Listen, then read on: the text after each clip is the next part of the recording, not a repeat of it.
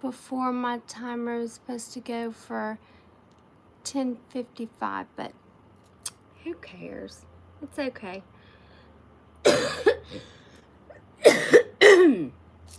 Damn, I still have that lingering, ugh. I think it's the change in the season. We're in the late fall equinox, which just so happens to be with the elements of, it's water into fire. That's how it's stated. And let me see, where is it at? Oh my gosh, I gotta take this thing out every time. Where is that? I know my wheel's here somewhere. Here it is. Okay, so late summer, I'm sorry, let me recorrect myself. We're in late summer equinox, and the element for this late summer is fire into water. And it just so happens that the energy center is the heart. You may be craving apples right now, or you may be magnetized towards the color red. It's showing me that the animal for this season is elephant, which elephant, hold on, let me see. This thing went dead on me already? Hold on, guys, I'm trying to plug this in.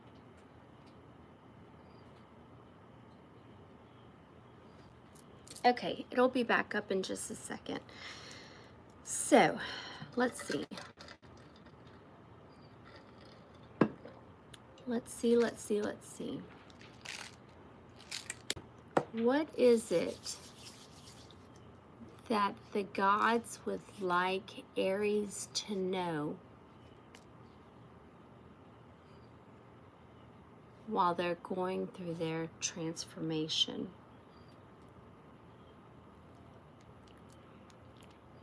Everybody has been going through a lot of stuff. Just a lot. I said in a video that I made, and it was long, but it didn't, my phone died, so it didn't save, unfortunately. And it was a good one. It was for Leo.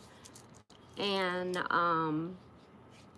we were just hitting on points that the gods were giving to me to show, you know, starter points in, you know, maybe what direction you should maybe meditate or concentrate in. Just kind of getting advice from them to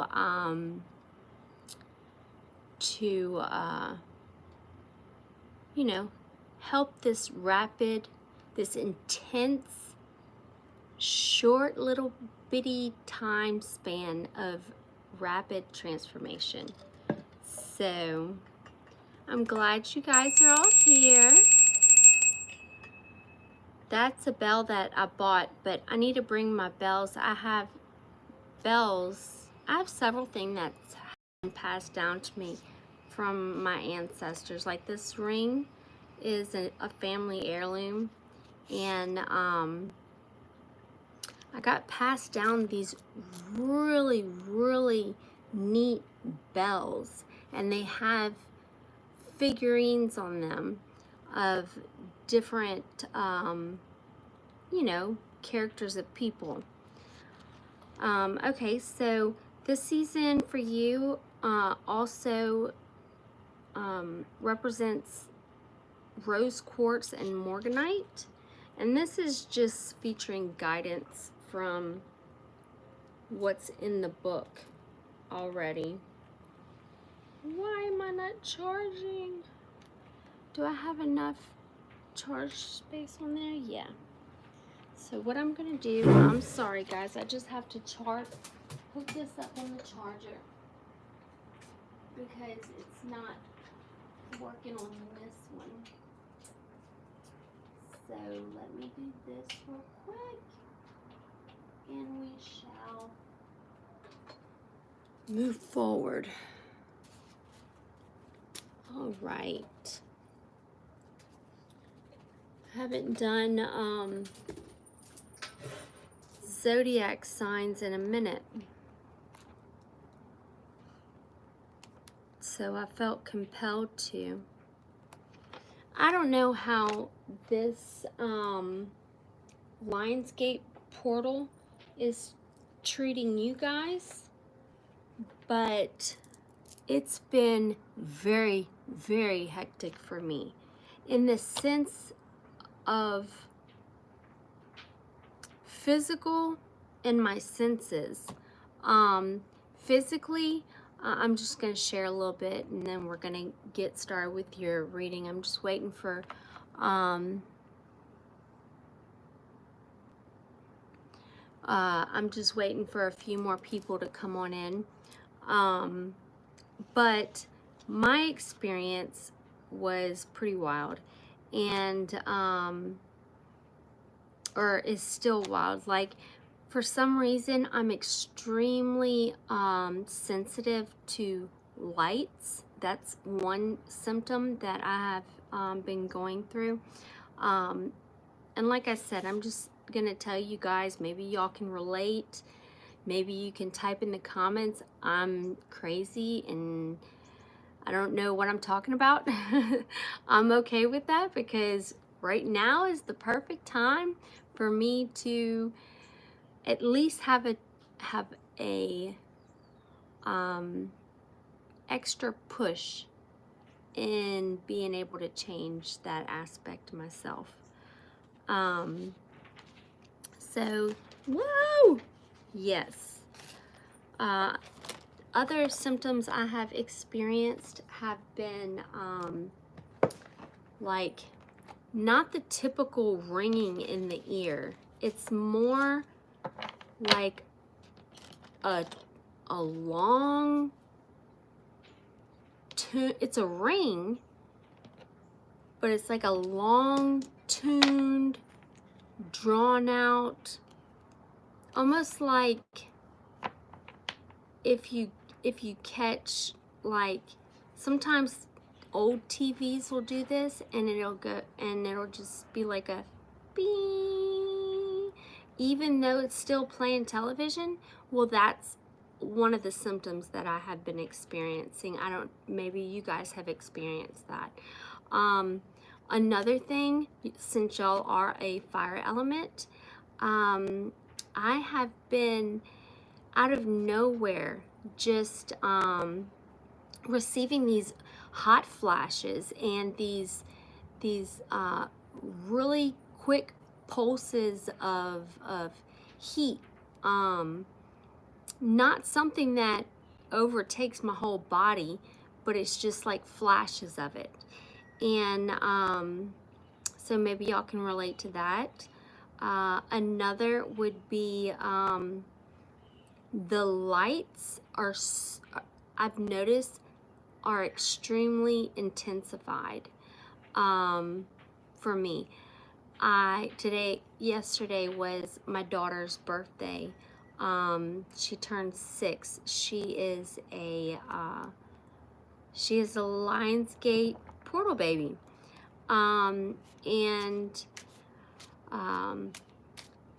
Anyway, it was a great turnout, but we were at Urban Air, which is a trampoline place, and of course there's like lights flashing and luminescence and all kinds of stuff everywhere, and it was just so bright for me. It was dark in there, but the lights It's almost like it was just throwing off this massive glow that was just, and even on the ride back home, the car's lights, headlights, they were like really, really like calling to me. So, but with that being said, let's go ahead and jump into your reading. I'm going to pull a few, well, first I'm going to do divine doors, and then I'm going to pull some runes for you and see if we can kind of get what, you know, the topic of what your reading is going to be about for Aries. So let's check it out. Why don't we? And talking about divine doors, if you think about it, doors are or can be viewed as portals to different realms, dimensions, rooms, all different things. So let's see what we have. I didn't shuffle this before.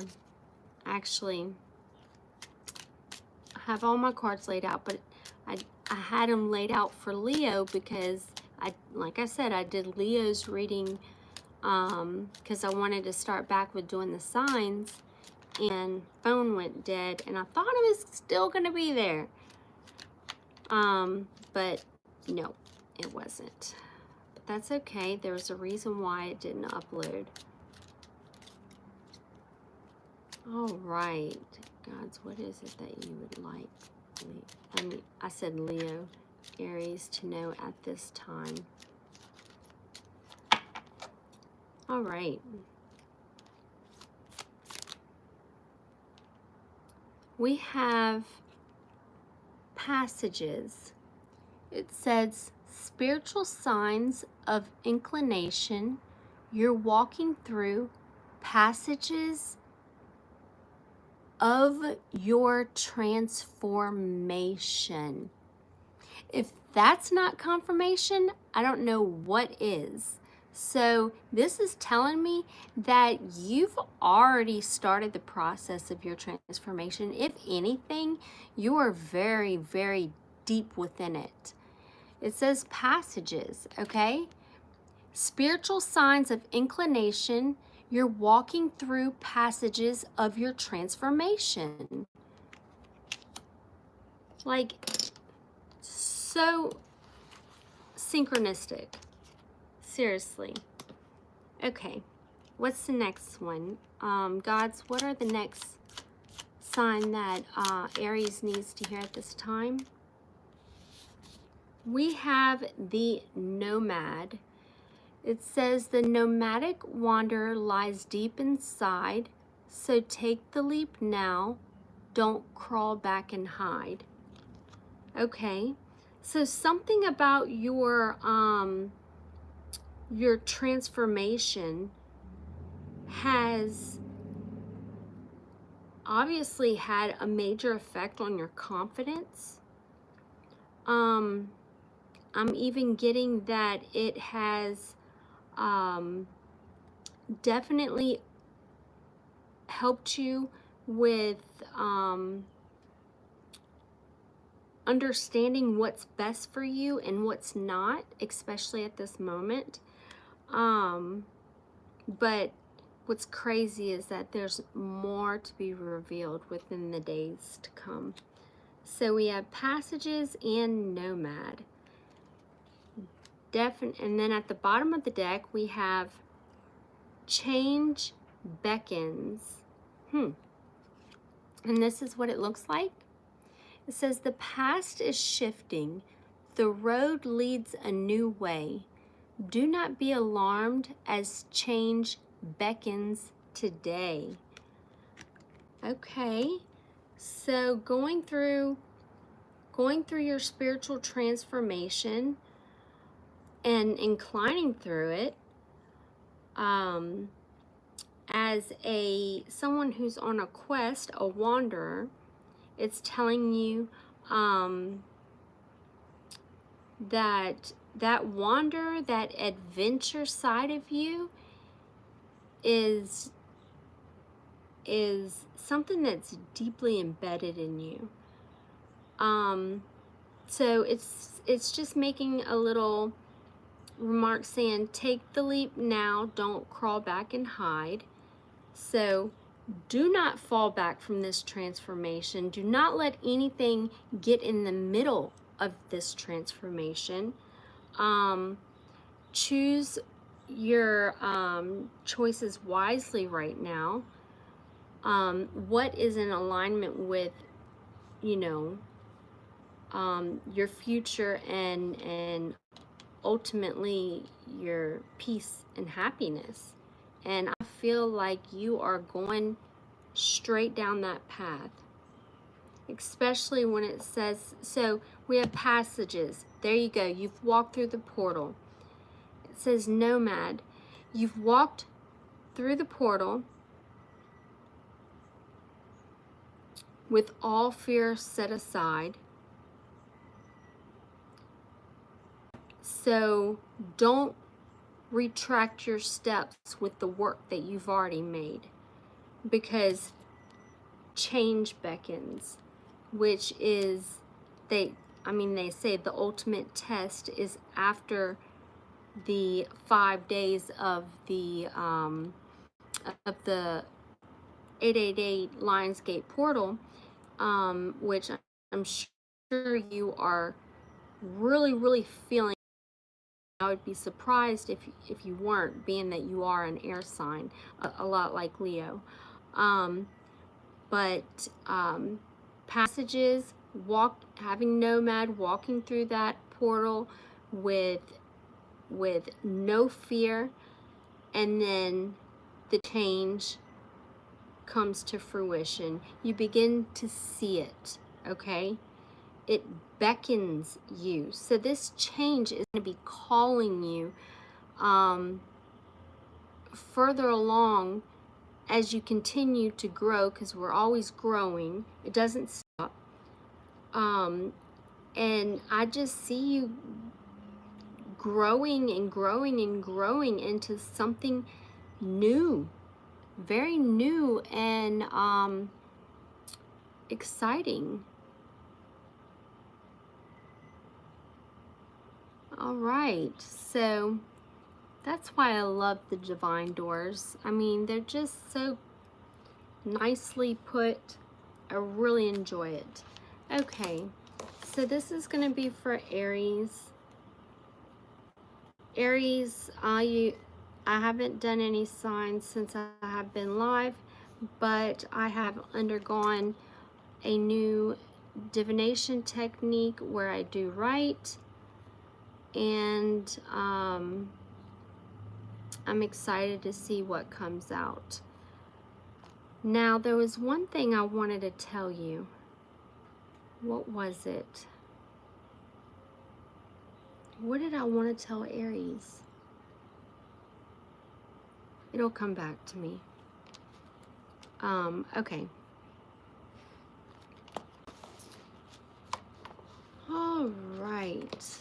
So let me move all this junk out of the way. I'm sorry. Like I said, I wasn't prepared.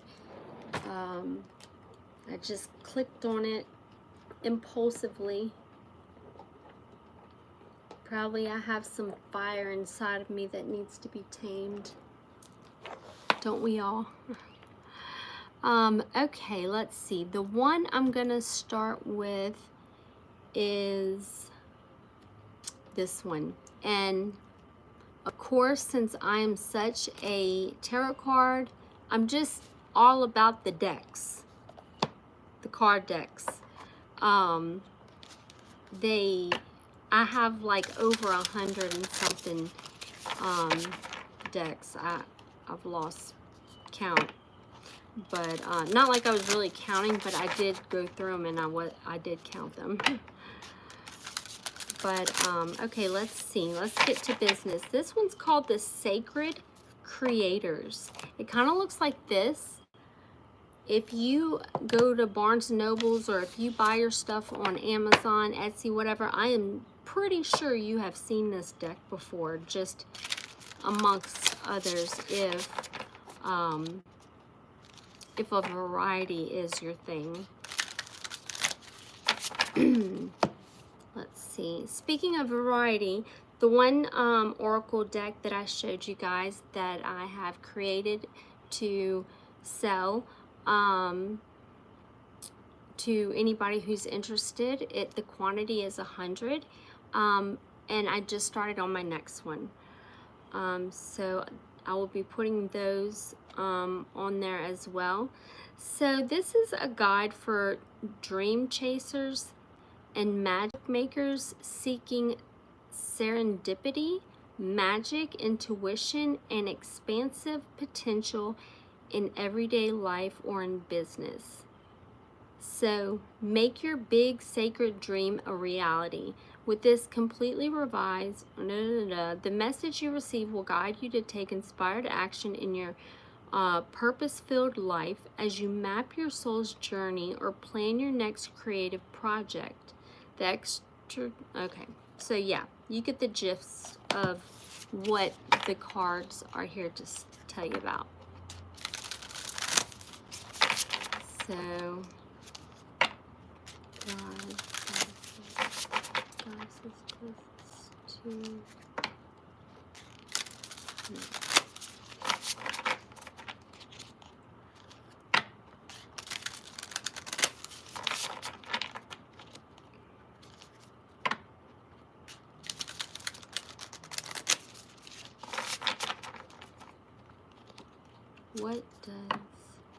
what do you want Aries to know? What do they need to hear at this time?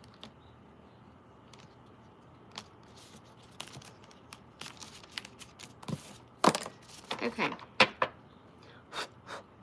At the bottom of the deck, it shows a lotus flower, and it says, "You, the muse." I don't know what that's indicating. And then it says, "Find your sacred flow." Okay. Let me see. It didn't charge. Okay. Let's see. What do we have? What do the gods want Aries to know at this time?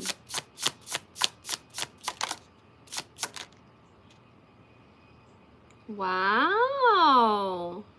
Number 59. Man, the colors and everything. It says manifesting and doing it. Putting those thoughts, those positive thoughts into motion, staying positive with them, and creating what it is that you ultimately desire. So I wouldn't be surprised that that you've started seeing signs of your manifestations already coming to fruition. And if not, they are like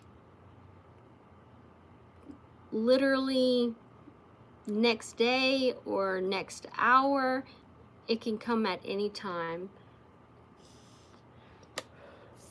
So we have manifesting and doing. Okay. Doing the damn thing. Aries to know at this time. This is so crazy because it's for Aries. It says manifesting and doing, and then we have creator, fire.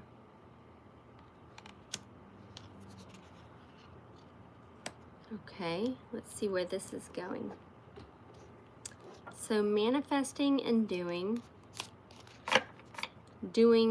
actually you went through the motions and you are actively manifesting your dreams at this moment. They are coming into fruition. So do not question yourself. Do not think, well, what if? Don't do that. they are coming into fruition.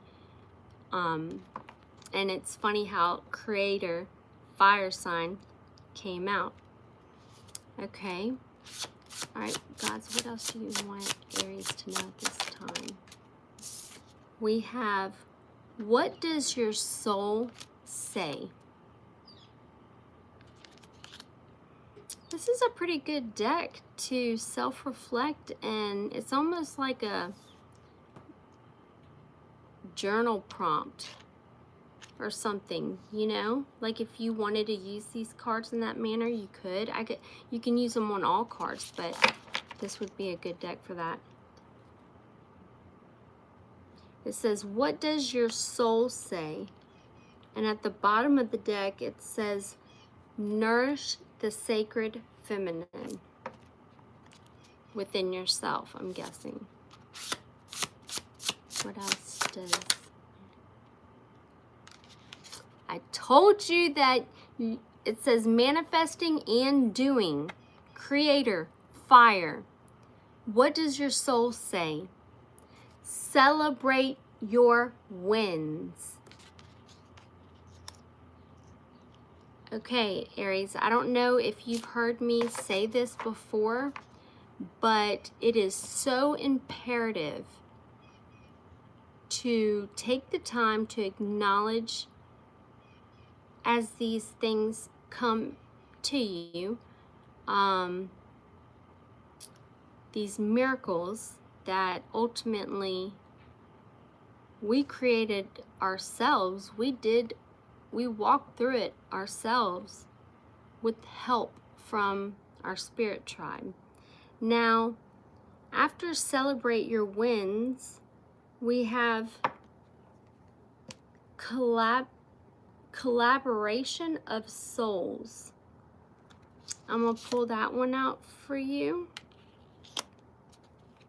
Collaboration of souls. And then it says accept and receive.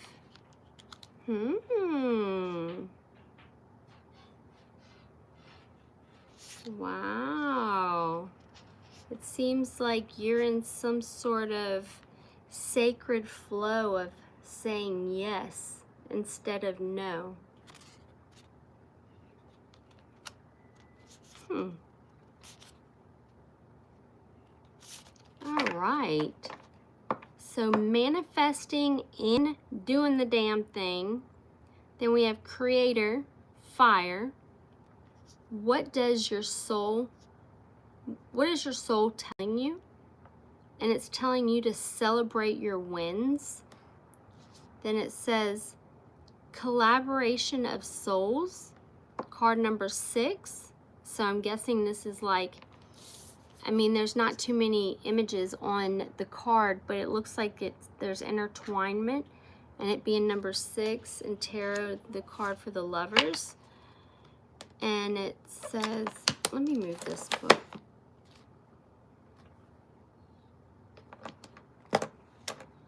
And then we have, after collaboration of souls, we have accept and receive. So I feel like this is part of you already walking through that portal and doing a lot of transformation work, to the point where, like I said, your manifestations are going to be coming in within the next hour, the next day, you know, very rapidly. And that will be the ultimate test to see what it is that you have learned and were able to shed. Now, collaboration of souls, and then accept and receive. I feel like you are manifesting a new soulmate, someone brand new that you are going to, with your fiery zest, you are going to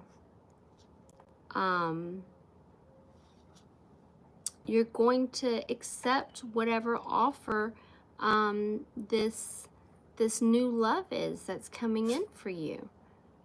That's beautiful, especially to undergo something, a transformation, like I said, that it, it mimics the dark night of the soul, or doing shadow work, but in like a 5-day time cramp. Okay, so collaboration of souls, be open and receptive. And if you are, it says you will receive. And then at the bottom it says the sacred flow of yes. So there's something that's divine at this very moment, right now, that you should say,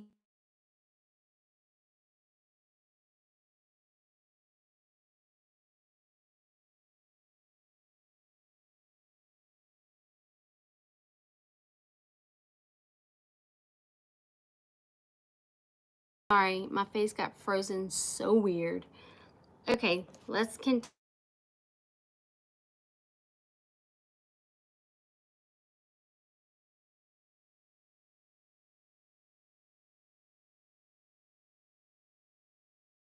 There we go. Okay, so remember I said at the beginning, at the bottom of the deck, when I first looked at it after I shuffled, it said you, the muse. I don't know why that's there. We're about to clarify that, because everything before that looks just chef's kiss, just beautiful.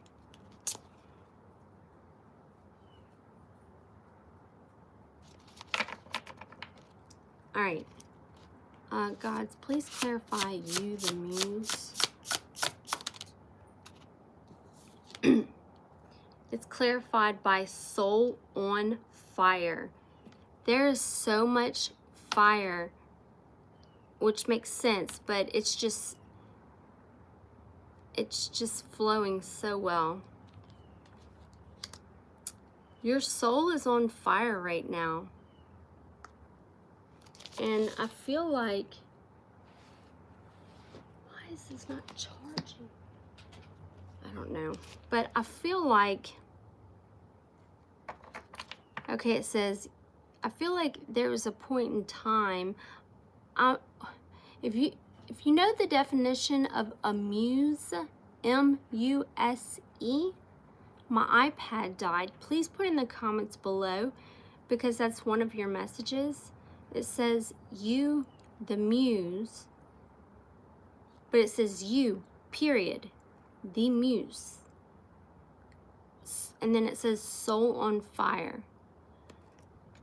At the bottom of the deck, it says stop, drop, and I was about to say ground. Okay. So maybe you were viewed a certain way by either one person or multiple individuals.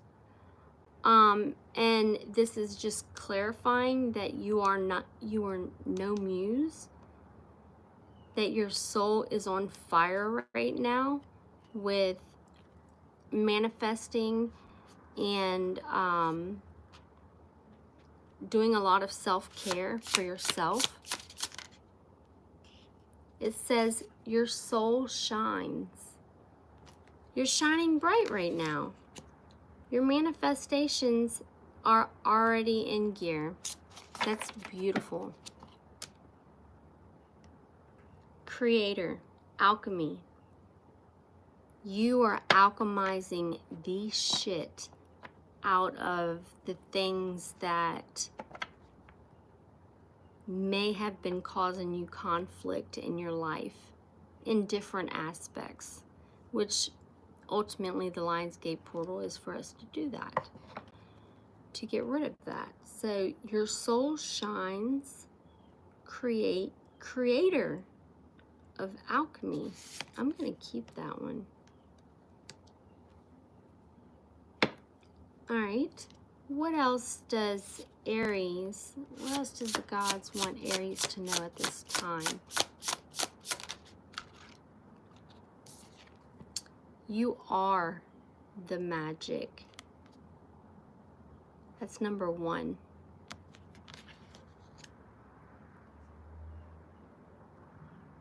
Manifesting and doing. I'm sorry, it's just, it looks so good and I have to repeat it. Manifesting and doing. Embodying the creator of fire. What does your soul say to you now? And it's telling you to celebrate your wins. Followed by collaboration of souls, a brand new opportunity in love. It's telling you to be receptive, accept and receive this new offer in love that I feel like is a one of your manifestations that will ultimately possibly be the one for you. Then it said you, the muse, which I'm guessing you may, and then we have the lotus flower, which is making me think that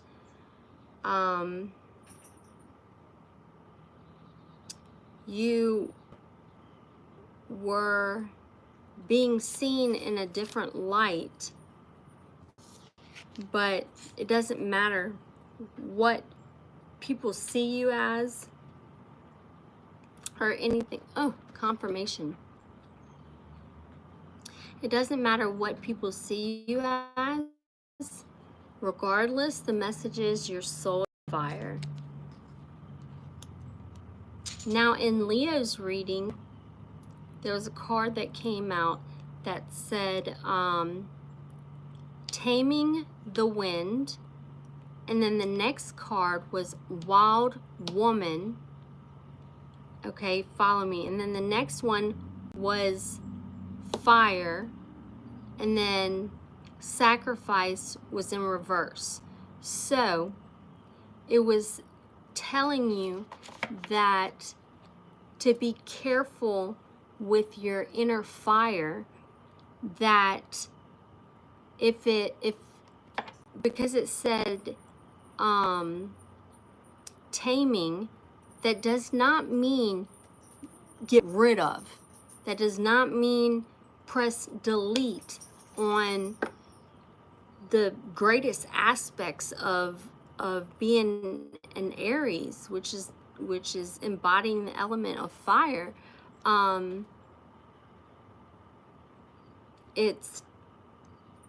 It was saying to tame the fire within, and with the sacrifice and being in reverse, that was something, you know, that's your essence. That's something that you hold dear to you. You know, nobody wants to sacrifice, you know, the greater parts of themselves. So, so my point was, it's not about, stop, lady. It's not about eliminating that. It's all about taking back your control of that fire element. Because if you have control of it, then it can't, because too much fire can scorch you. And so the last card is, we have you are magic. And it says, and it even has a lion on it, fierce serenity.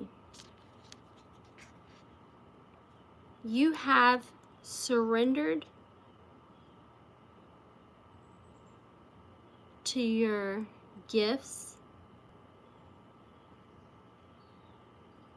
and the things that you truly want, you surrendered to this Lionsgate portal and used it as your advantage, used it to your advantage. It says light in the unexpected.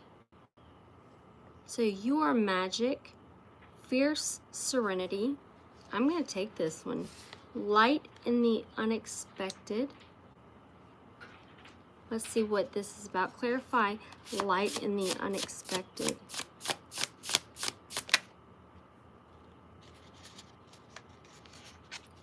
External validation.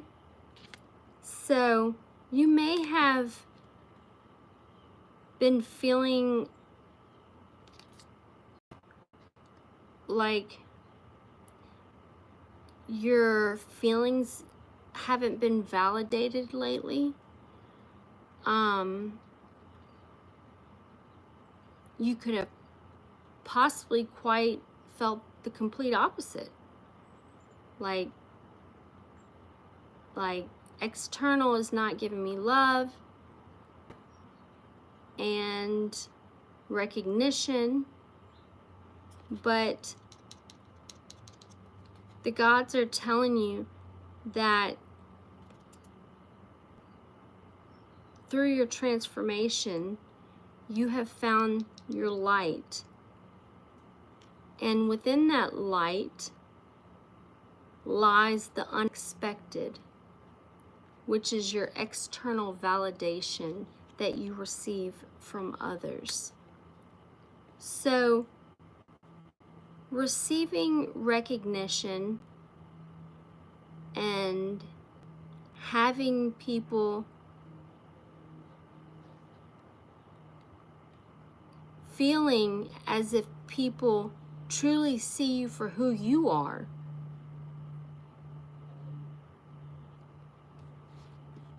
you're starting to realize that after a hard time, it's not about changing the way one feels about you or how many people feel about you, because I feel like you're somebody who is very vivacious. You know, you have a lot of energy, you're a go-getter, someone who can't sit still, they are constantly going, moving, always seeking out the next adventure. And I feel like you weren't expecting the love that you're receiving now, but it seems like that was something, that mindedness that we all have, that we tell ourselves crazy things, has shown you that you have not been alone at all this entire time.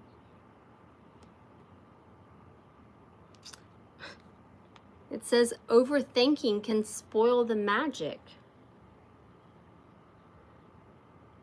So with feelings like you weren't getting any recognition for your hard work, or just the things you were doing, or just being you, it says overthinking can spoil the magic. So what I'm getting is that you manifested your magic by calling your power back, because it says you are magic with fierce serenity. Okay? Clarified with the lion for the lion's gate. Then light in the unexpected and external validation. I think this caught you off guard, but now that you know that, you see where overthinking can spoil the beautiful opportunities that present themselves to you in this lifetime. That's what I'm getting from it. All right, let's see what else Aries has. What else is going on in Aries energy? find your sacred flow. And that was one of the cards that was at the bottom of the deck. I keep pulling the ones that were at the bottom of the deck. All right, let me get another one for this. Clarify, find your sacred flow. This is interesting. So this card is number 11, and this card's number 12. So I think I'm going to put them in synchronicity. But the first card was find your sacred flow, number 12. Number 11 says your past supports your future.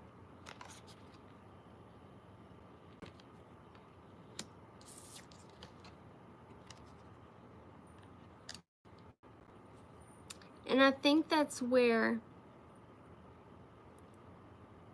you needed light within the unexpected. Or, where was that other card? There was something about not, I don't know, not letting things define you or something like that. I'm gonna pull a couple more from this deck and then we're gonna move to another one. All right, guys, what do we need? What does Aries need to know for their betterment at this time?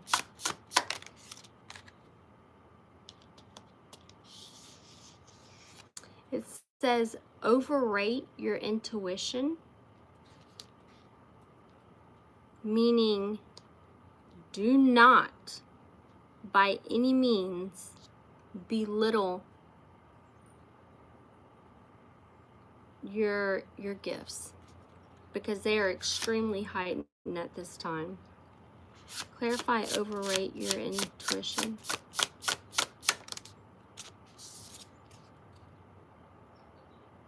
It says you need to be overly proud, but in a healthy way, in regards to your intuition, because it shines light on your limitations and it inspires your invocations.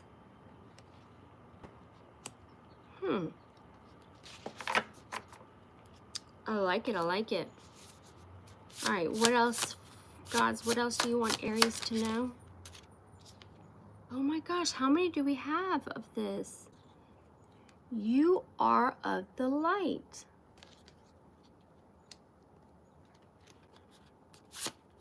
Clarify, you are the light. I thought we took this card. It says overthinking can spoil the magic. So within these two card sequences, and overthinking can spoil the magic would be the Fool card in tarot. So stop the overthinking if you can. Like, one thing I taught my daughters, that because they're very empathic, we're learning slowly but surely. You are light, and it's saying overthinking can spoil the magic. Don't you dare backtrack in what has transformed for you with these negative thoughts. A practice that I have taught my girls is that, because they'll tell me the craziest things that they just thought of, and I'm like, oh my God, who thinks like that? But I mean, I've had random wild thoughts just pop up in my head out of nowhere. And so I told them to, whenever they are going through some sort of negative thought, or they recognize the negative thought, or any thought that's negative, You need to tell yourself, okay, that is not my thoughts. So I literally have them physically picking up that negative thought like this and throwing it to the side so that their true thoughts can steadily continue to flow inward. Because when we have, like empaths, like me, my children, and many of you, we can overthink our gifts. We can belittle ourselves unintentionally. And this is something that we don't want to do.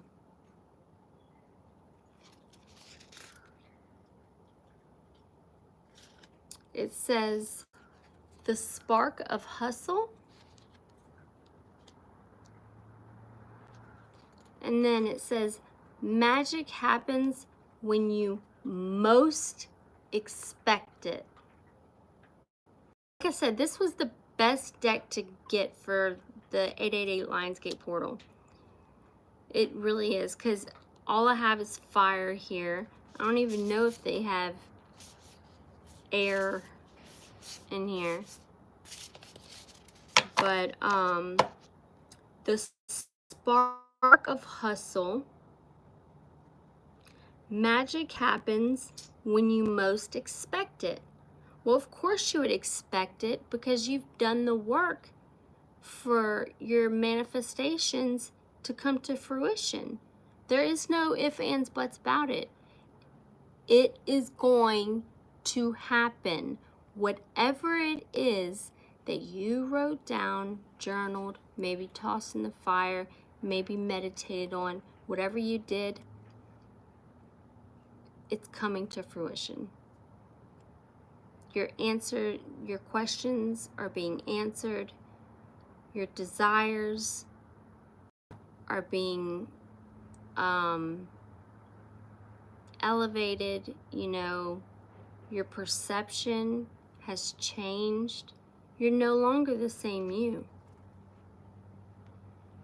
You are moving at a higher vibrational rate. Okay, so yeah, that was... Oh, so they do have different elements. Creator of water. But I mean, on here...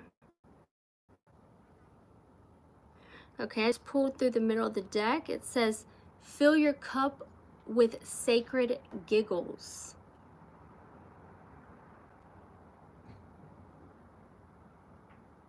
Sacred mirrors.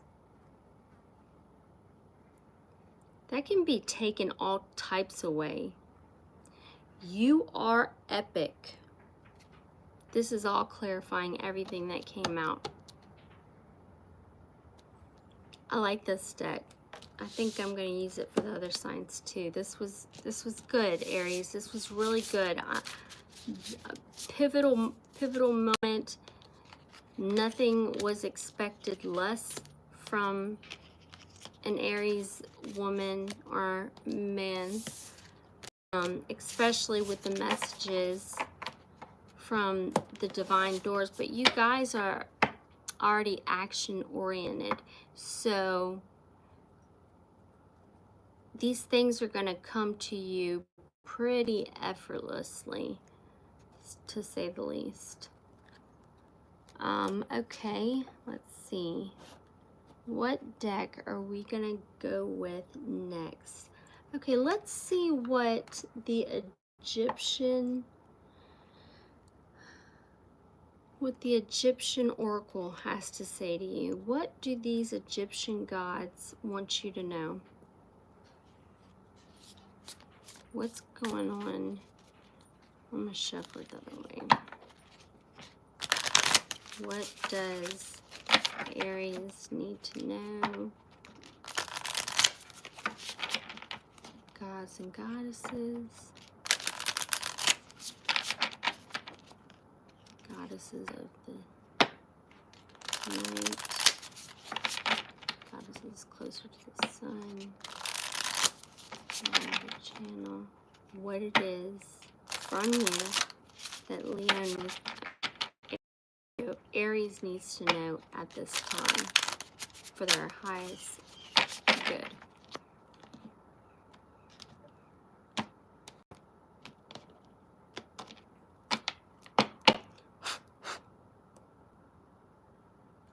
I was literally thinking about the Eye of Horus because it's on the front of the deck, and I was going to say it.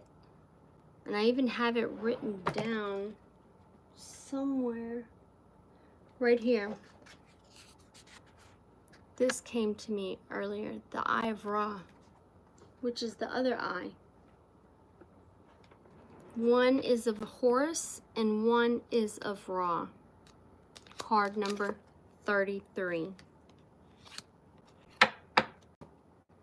This may be important. Let's take that one out because I have been seeing that a lot. All right, gods. What is gods and goddesses? Please excuse me. Your divine royalty. What is it that you would like Aries to know at this time? Or who is working with Aries at this time? We have Tefnut.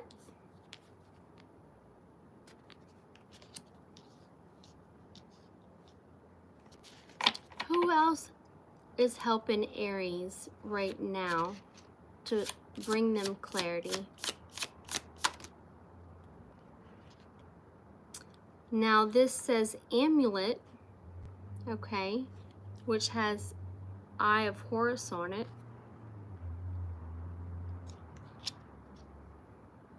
Interesting. Eye of Horus, Tefnut, Eye of Horus. We have 333. I love schematic. Okay. Who else is working with Aries during this time of transformation? The Great Aeneid. And I'm just going to pull two more. Who else? It says sarcophagus, which makes so much sense since we are shedding the old.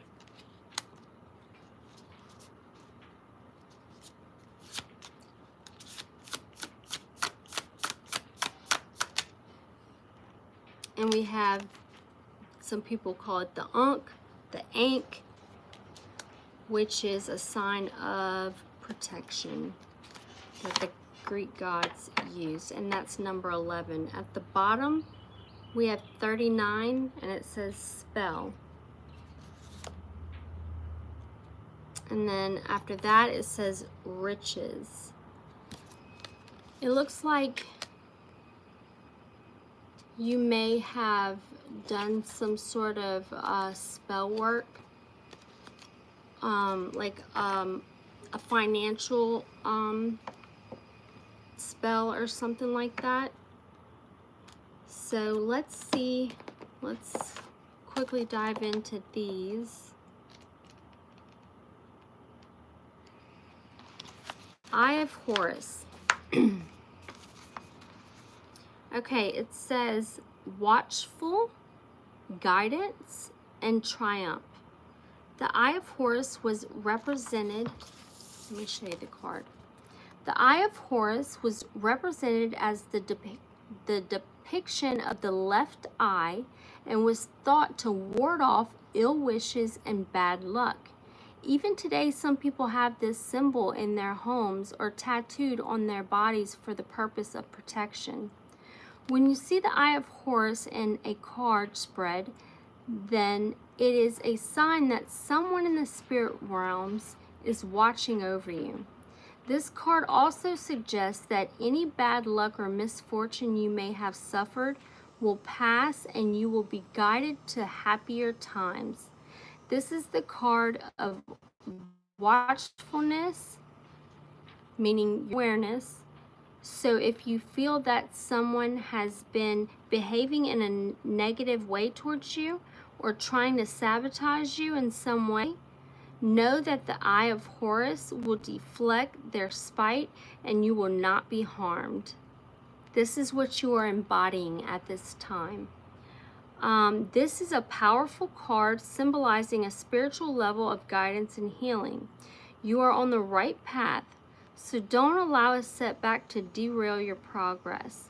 Eventually, you will triumph over those who may have tried to thwart you, just as Horus exacted his revenge on Seth for murdering his father. Wow. So, guidance, observation, watchfulness, and triumph. So this eye of Horus, the left eye, is the eye for protection. Then we have Tefnut. Something about Tefnut. Let's see. What's going on with Tefnut? What does this god have to tell Aries at this time? Okay. So the key words are tears, sorrow, and rain. So with the eye of Horus and Tefnut, it looks like the eye of Horus has been working with you on your behalf when it comes to some sort of pain that you have been going through. It says within the Egyptian mythology, Tefnut was the goddess of rain, dew, and moisture in the desert. This was a vital role due to the Egyptians' location in a desert climate. Without moisture, there could be no life. So Tefnut was Tefnut was a highly revered deity. She is sometimes depicted as having the body of a woman with the head of a lioness and holding a vessel of water. When this card is present in a spread, it usually indicates tears and sorrow, but like the rain, they will be fleeting. This isn't a card of lasting misery, however, but one which suggests that the release of emotions through tears of joy, anger, or sadness is actually to your benefit. Crying is good for you. Bottling up your feelings isn't. A good cry actually releases endorphins, which are the hormones that help us to feel good. So when you cry, the endorphins ease the pain, whether it is physical or emotional pain that you are experiencing.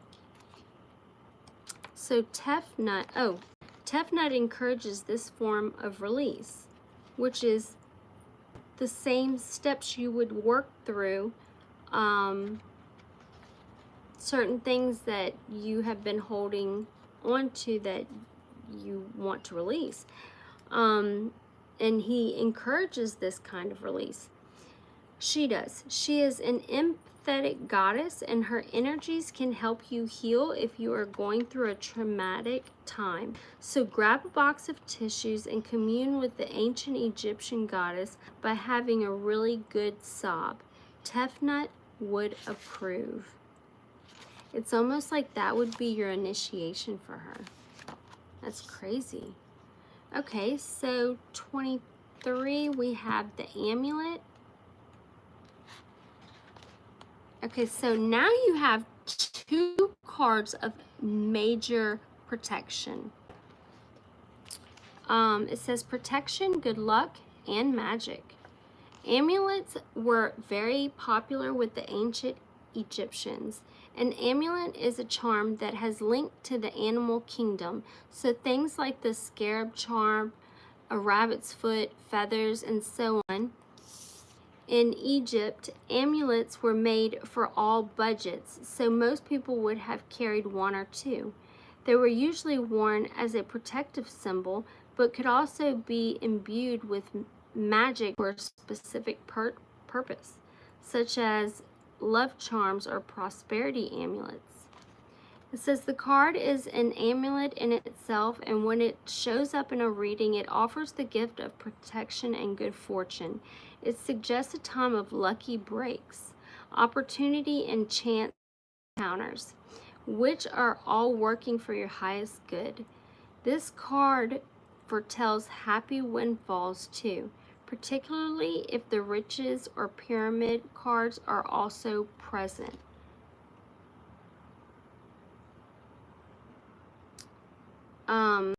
However, if the amulet is the only positive card in a reading, then it is cautioning you to protect yourself from the ill wishes of others. Pay heed to this warning. Be careful who you trust. Protect your own interests and maintain strong boundaries. Now, when I looked, you have the Eye of Horus. That's protection. We have Tefnut helping you transmute that pain and sorrow. And then we have Great and Need. Let's see what that says.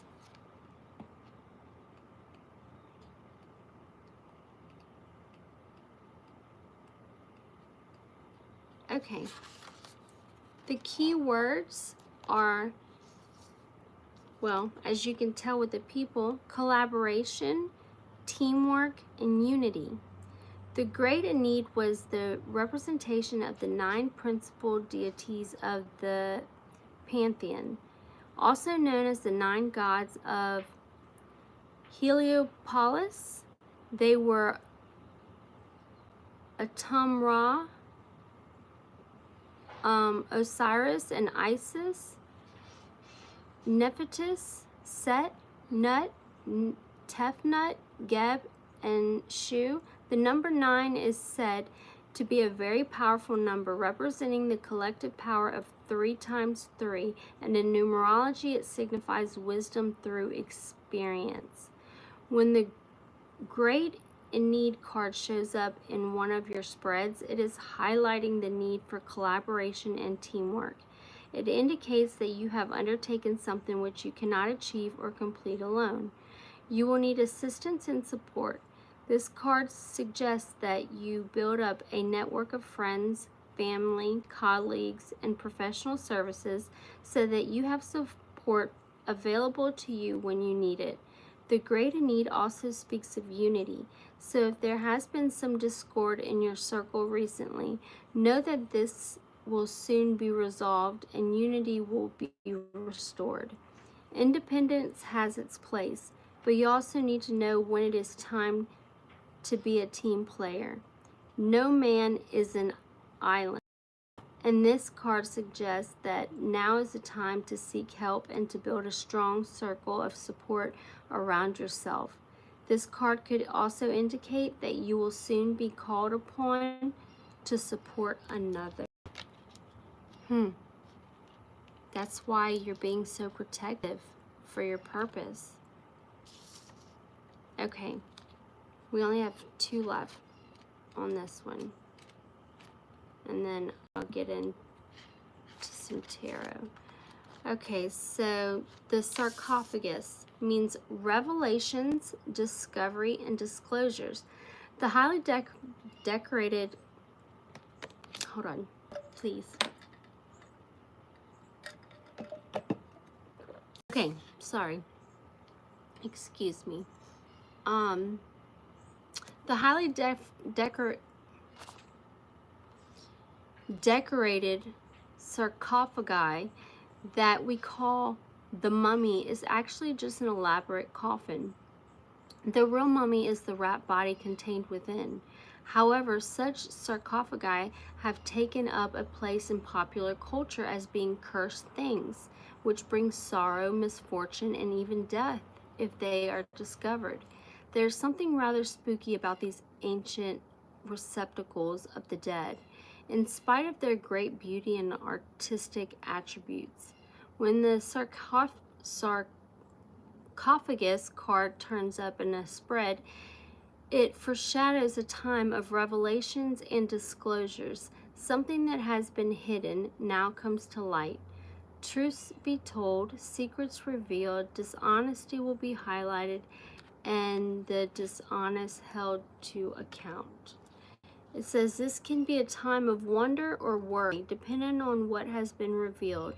If the revelations are positive, then you could enjoy a period of celebration and joyfulness. But if the discovery is more insidious nature, then this card heralds a time of shock and discomfort.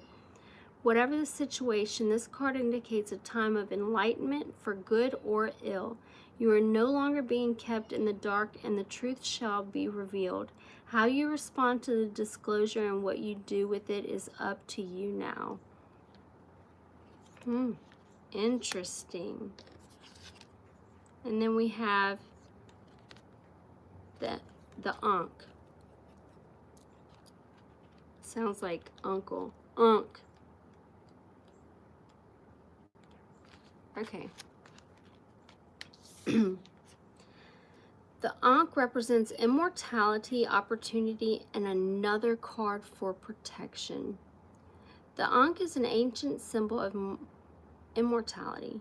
To the Egyptians, it represented the life force of physical existence in the afterlife.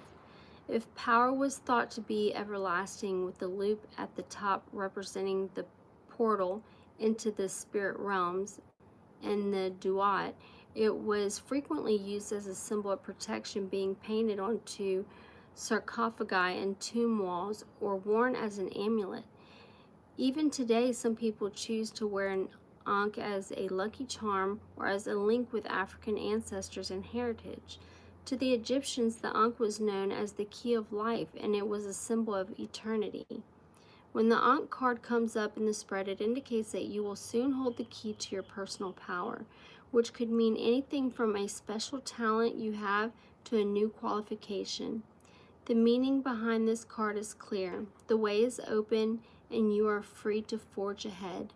Doors that have remained shut against you now be opened, leading to new opportunities and new life experiences. As a symbol of protection, the Ankh card offers reassurance that you are safe to follow your dreams. Doors will swing wide and welcome for you, and new ventures are likely to be successful.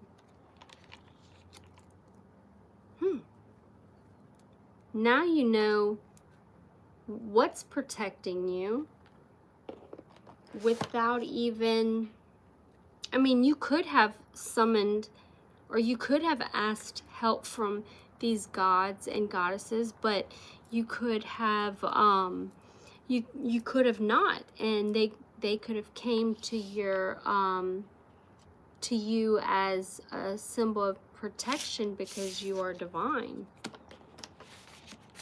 Another good reading. Okay, let's see, what else do we have?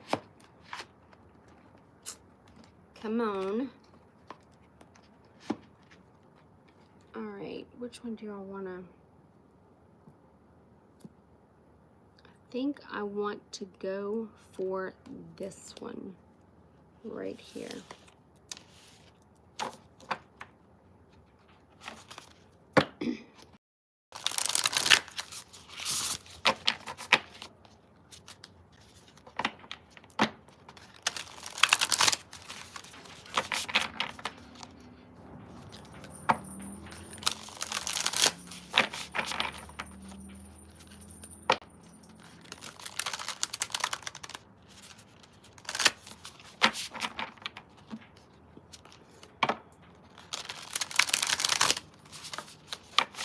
I never really burp, like, at all, but when I do readings, they come up.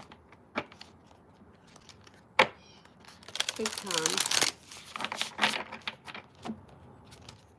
Alright guys, what is it that you want Aries to know for their betterment? For their highest potential.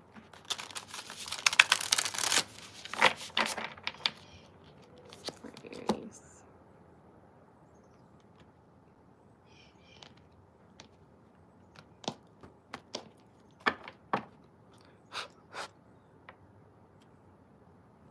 At the bottom of the deck, we have adaptability. The Woodwives. Doesn't mean you could be a female or a male, Aries. Oh, I don't know if I'm going to take that. Adaptability. Okay. Guys, what would you like Aries to know this time? Please and thank you. It says Lost Compass, number 35. Getting back to integrity. Okay, that's good. What else does Aries need to know right now? Will o' the Wisp, treasures hidden in the shadows. And that was one of the cards that came out in the circle, the sacred circle. So getting back to integrity, for there are treasures hidden in the shadows.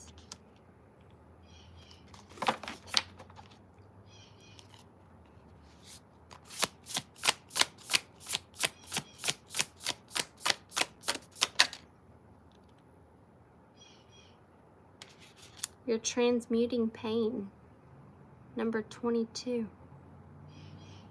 That's beautiful. That's good news. It says, the fool's embrace, transmuting that pain. And the moon is kind of like a liney looking color. It looks more like a sun than a moon.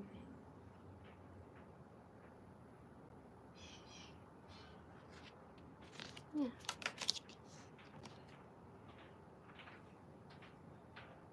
Transmuting pain. And then it says detox, repairing the body, mind, and spirit. You're doing the work.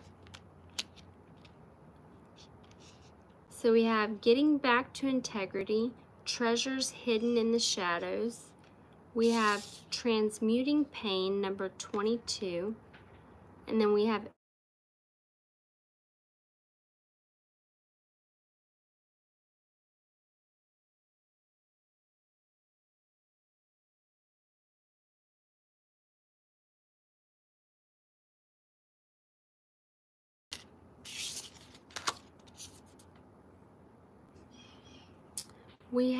the crossing, which is the initiation.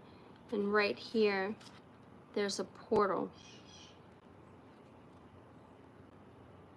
It could be the Lionsgate portal. So symbolic. Clarify this crossings, this initiation.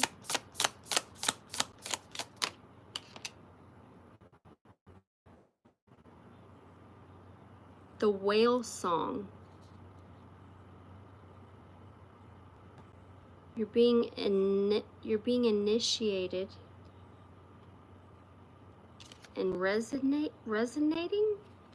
You're being initiated so that you can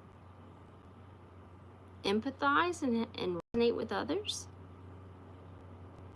Or initiation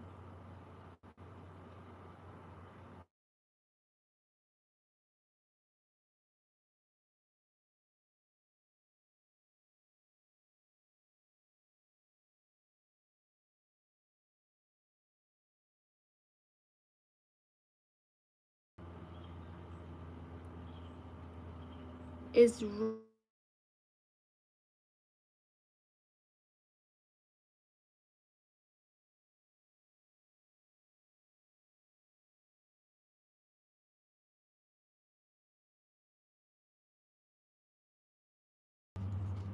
why does it keep flashing like that? Okay, let me get one for repairing the veil.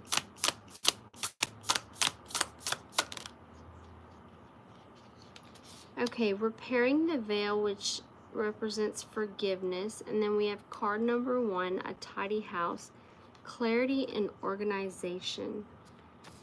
So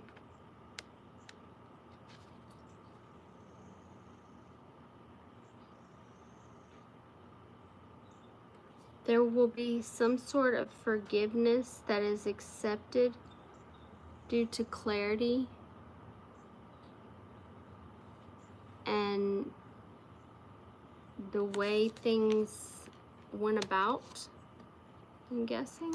It says organization. Maybe organizing. I don't know, let's see. We have cosmic womb, the divine feminine. So something happened repairing the veil.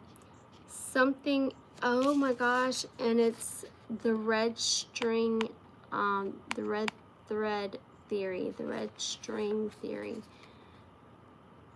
No wonder the divine feminine came out with the number 6, the lovers. So there was something that ensued between you and a divine feminine that, okay, so repairing the veil. There's something to do with this divine feminine.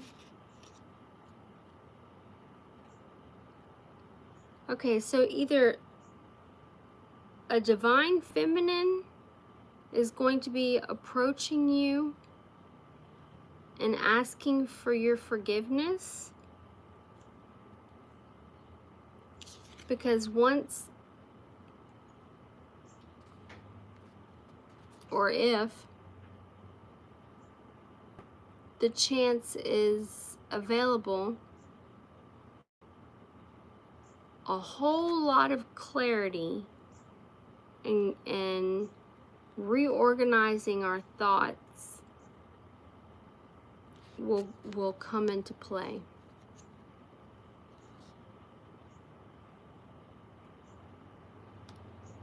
Forgiveness, the divine feminine, clarity and organization.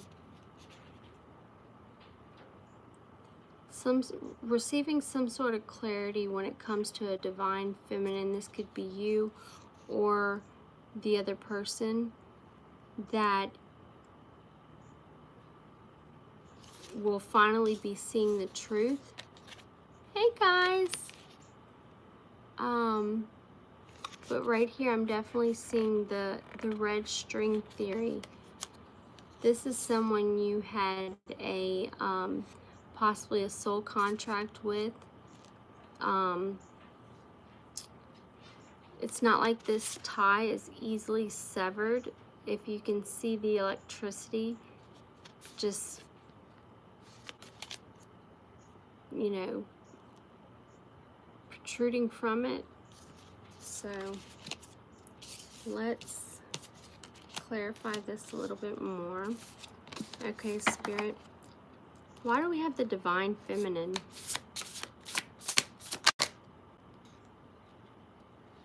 We have Dragon's Horde, which is number 12.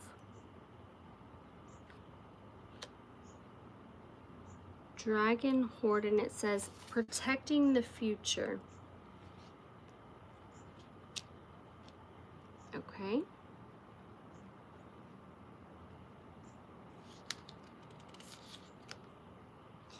Protecting the future due to someone holding on to some sort of compassion that they may still, or you may still have, because this is a city of a heart.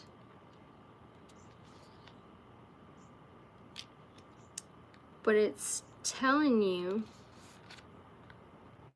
Spirit of the River, movement towards adventure.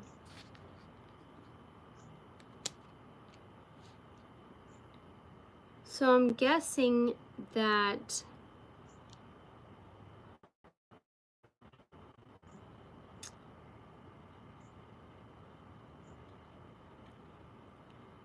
So, okay, let me reiterate this. So repairing the veil, which we have the red string theory, which is forgiving, being forgiving a misunderstood reality of another's. This can go either way, or it could not resonate. That had something to do with a divine feminine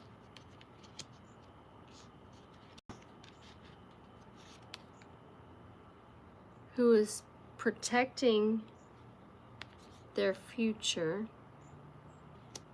or you're protecting her future or his, and either both of you or one of you still has a lot of compassion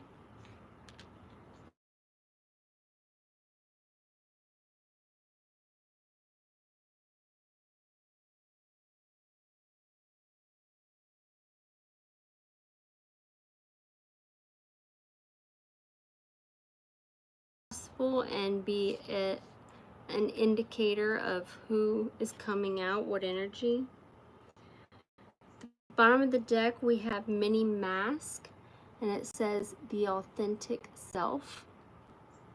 And then below that we have watchers, which is transpersonal. Okay, I'm gonna just pull a couple more. God, what is it that Aries needs to hear right now? Benefactor.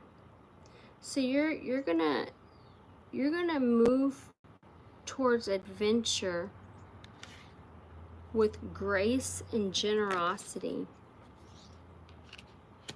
Card number 3. Okay.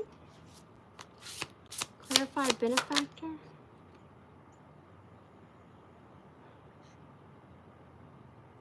So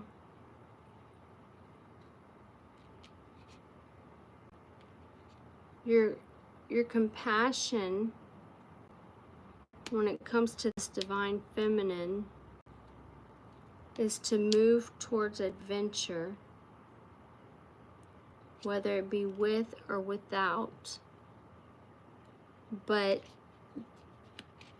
they're saying do it with grace and generosity. Do it with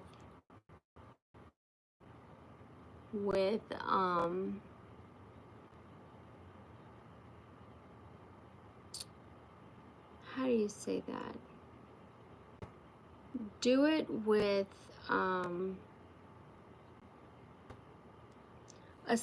like, not in an ugly way, I guess, because I mean, when it comes to using words, I always say that it's all in the deliverance. You know, there's a million words one can choose to express, you know, just one thing.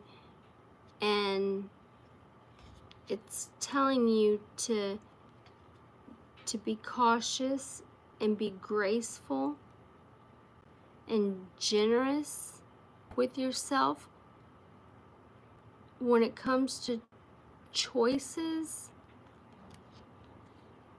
You're making a decision and their consequences. So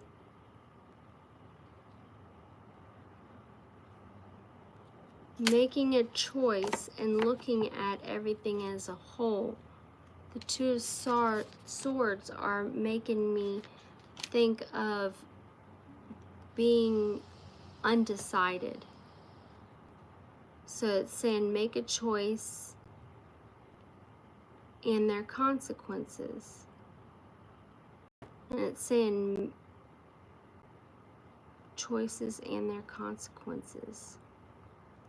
Okay, so if you decide to move towards adventure with this person, the gods are saying to move in a sense of grace and generosity. Generosity doesn't have to be money. It can easily and simply be just understanding. It could be a lot of things. And then come to a conclusion, make a choice, and understand the consequences that come with making that choice, which everyone does when it comes to undergoing a new connection.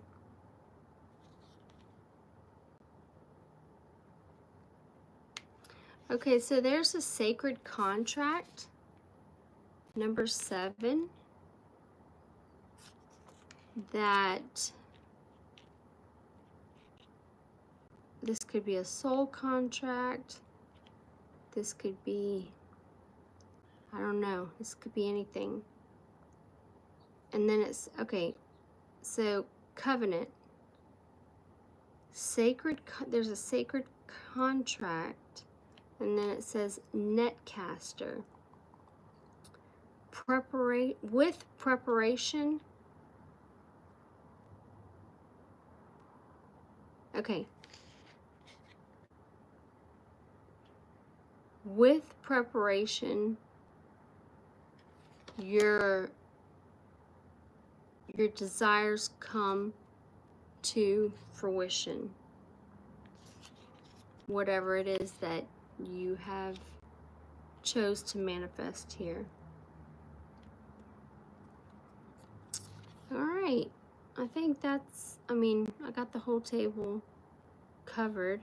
So we'll do runes, pull some runes for you, see what those are talking about, what they have to say, and how significant it has, or how much it has to do with this reading. Let's hope it aligns perfectly.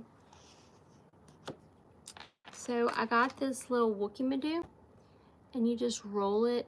It's kind of like one of those things, but it just flung over there. I'll get it later. But fidgeting, you just roll it on your finger, and what it does is it like helps circulation and touches certain acupuncture spots. It's really neat. I said I was going to do runes. Gods and goddesses, what is it that Aries needs to hear at this time?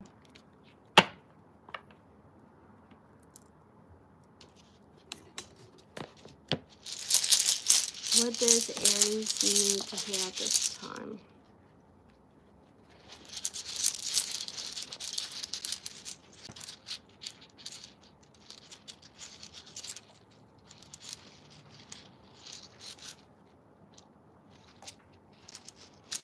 I thought this was Ewaz again. I was about to be like, what? You got this rune? Okay.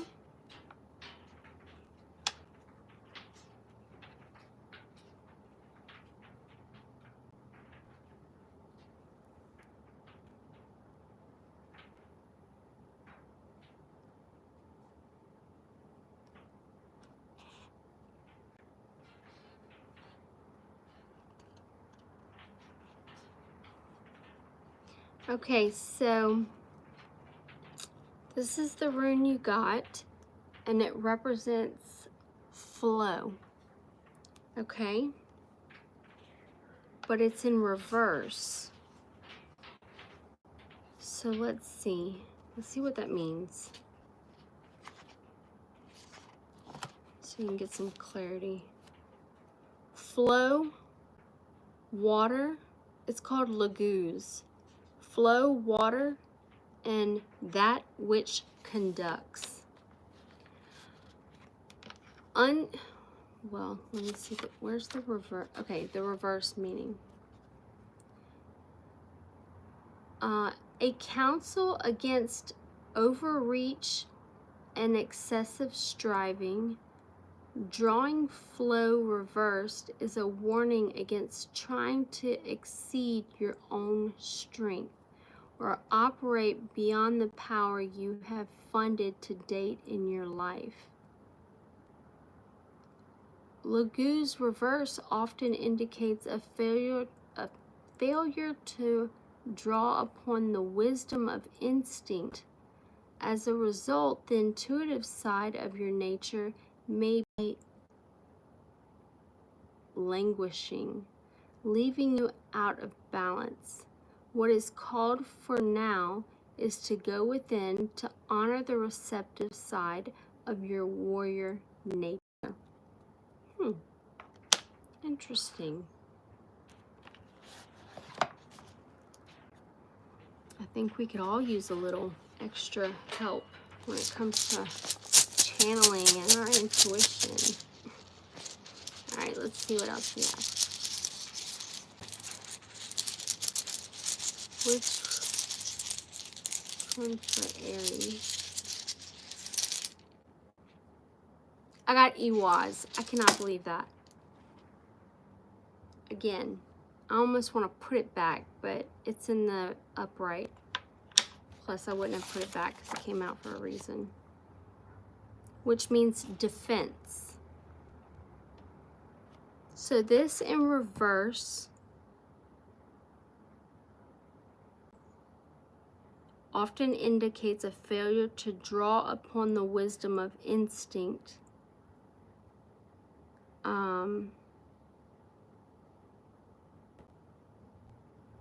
Yeah, and Ewas is all about defense. Well, it goes this way. Defense. So, let's see what it says. Okay. Ewas, defense, avertive powers, and U-tree. This came out for Leo. As we are tested, we fund the power to avert blockages and defeat. At the same time, we develop in ourselves an aversion to the conduct that creates stress in our lives. If there appears to be an obstacle in your path, consider that even a delay may prove beneficial. Do not be overly eager to press forward, for this is not a time or situation in which you can make your influence felt. Patience is the counsel Ewas offers. Nothing hectic, no acting needy, or lusting after a desired outcome. This rune speaks to the difficulties that can arise at the beginning of a new life. Often it announces a time of waiting for a spring to fill up with water for fruit to ripen on the bough. Perseverance and foresight are called for here. The ability to foresee consequences before you act is a mark of the profound person. Avert anticipated difficulties through right action, this rune is saying. And yet, even more than we are doers, we are deciders. Once the decision is clear, the doing becomes effortless, for then the universe supports and empowers our actions. Receiving Ewas, you are put on notice that through inconvenience and that's not in reverse, is it? No. You are put on notice that through inconvenience and discomfort, growth is promoted. This may well be a trying time. Certainly it is a meaningful one. So set your house in order, tend to business, be clear, and wait on the will of heaven. That sounds good. Okay, let's pull one last one. I love runes.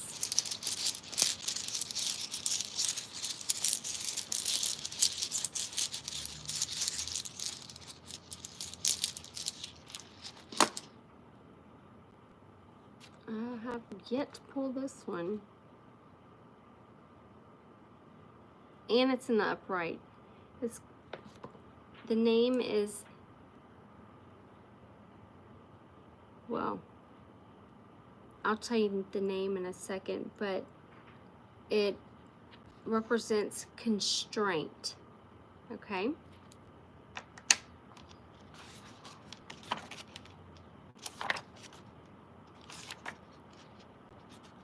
So we have constraint, necessity, pain, nothis, that's what this is called. The necessity of learning to deal with severe constraint is the lesson of nothis. This rune represents the obstacles we create for ourselves as well as those we encounter in the world around us. Both can be equally difficult to handle. The role of nothis is to identify our shadow, our dark or repressed side, places where growth has been stunted, resulting in weaknesses that are often projected onto others. Don't take this world personally. This rune is saying, work with the shadow, examine what is in your nature that attracts hardship or misfortune to your life. When at last you can look upon the rune of constraint with a smile, you will recognize the troubles, denials, and setbacks of life as your teachers, guides, and allies. The need for restraint is unquestionable. Here, drawing this rune indicates that there may be hold-ups and reasons to reconsider your plans carefully. Clearly, there is work to be done on yourself. So, take it on with good humor and show perseverance. This is a time to pay off old debts, to restore, if not harmony, at least balance. So men restore, redress. When fishermen can't go to sea, they repair nets. Let the constraints of the time serve you in righting your relationship to yourself. Be mindful that rectification must come before progress. And as always, consider the uses of adversity.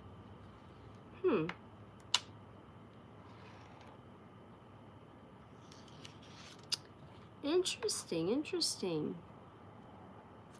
I mean, to me, that was a lot of good, solid information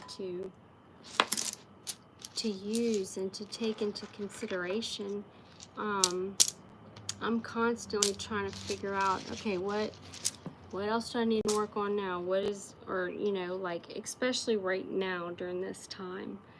I think I'm going to pull from this one. This one's a little lighthearted. It's more on the funny level. It's called the Naughty Oracle by Naomi Beth.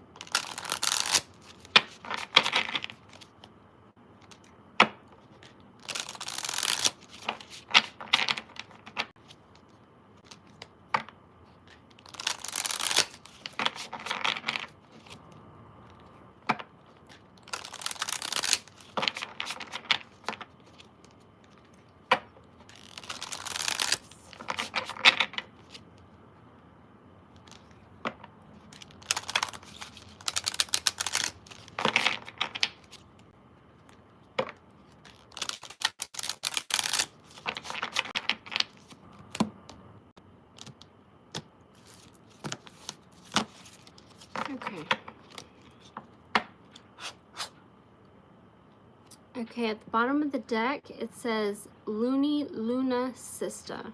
It says, remove all negative energy imprints. I think it's funny because it says Luna Sister, and she's like mooning. So Luna. I just thought that was funny.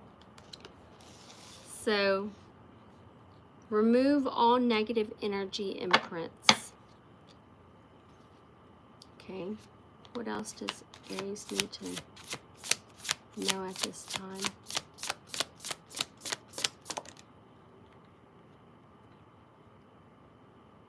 It says, clusterfuck of fairies.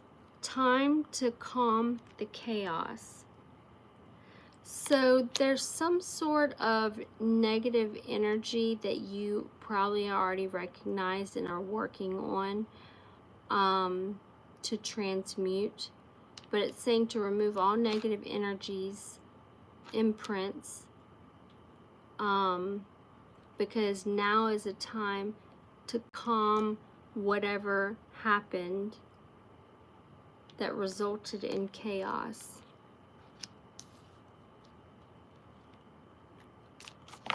Okay. What else does Aries need to hear at this time?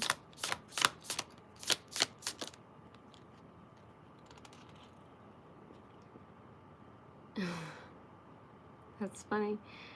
It says, my eyes are up here, mister. Stop getting distracted. That is hilarious. This is a naughty deck. All right.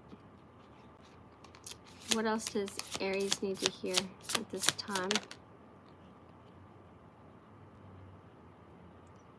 It says, fancy fat fucker, get healthy. And this can also be in regards to mental health, not just physical. Okay, let's see what else we have. I'm doing a reading for the sign of Aries. I'm gonna go down. I'm doing good. I hope you guys are doing good as well. I will do another live on the next sign and the next sign, and I'm gonna go down the list. Okay, what else do the gods want Aries to know? Zombies wants brains. It says strengthen your boundaries. Number 44. We've been seeing 44 a lot, or at least I have. Okay, what's going on? Tell me more, Spirit. So it says strengthen your boundaries. And then it says exhausted eagle. Seek support.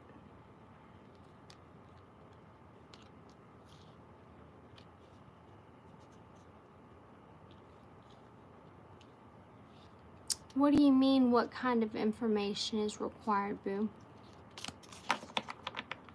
I'm just doing a general reading for the sign of Aries. I'm going to go through all the signs. You just got to be on the lookout. Hi, how's it going? Okay, so this one says fucking Mercury retrograde. Time to take personal responsibility.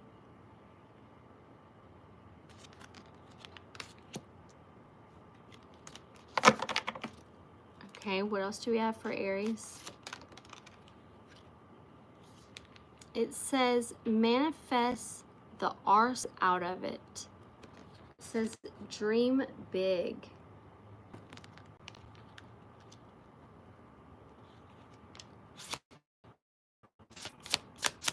I'll do Virgo next. What else does Aries need to know? It says fucked above, fucked below, fucked within. It says center yourself. These cards are wild. Okay. Clarify, center yourself. Okay, so it says grumpy wizard. Release your anger safely. So fuck above, fuck below, fuck within. Center yourself, ground yourself, and release pent-up anger safely.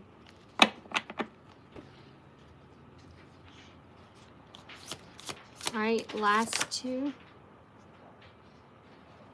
They gave me two. This one says, fuck you, Buddha. Enlightenment sucks. And then it says, unicorn shit fight. Ground yourself now.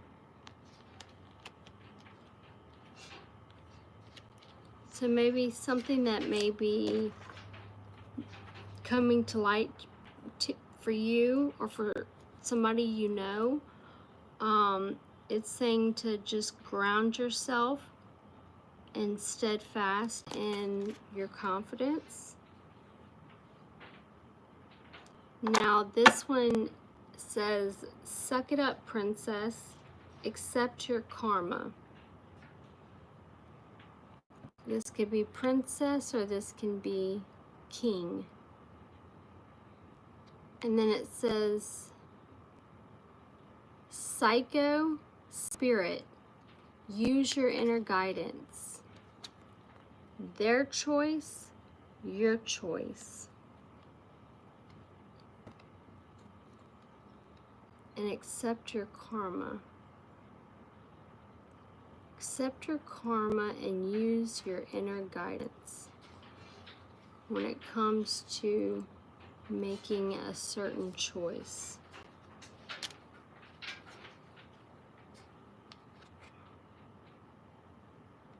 Okay, the last two are shitting rainbows kind of day. Says release guilt. Now is the time to be shedding. And it says pull your head in. Show more compassion and gratitude, which I think will help you with releasing this guilt. Then you have angel anarchy. Move away from control.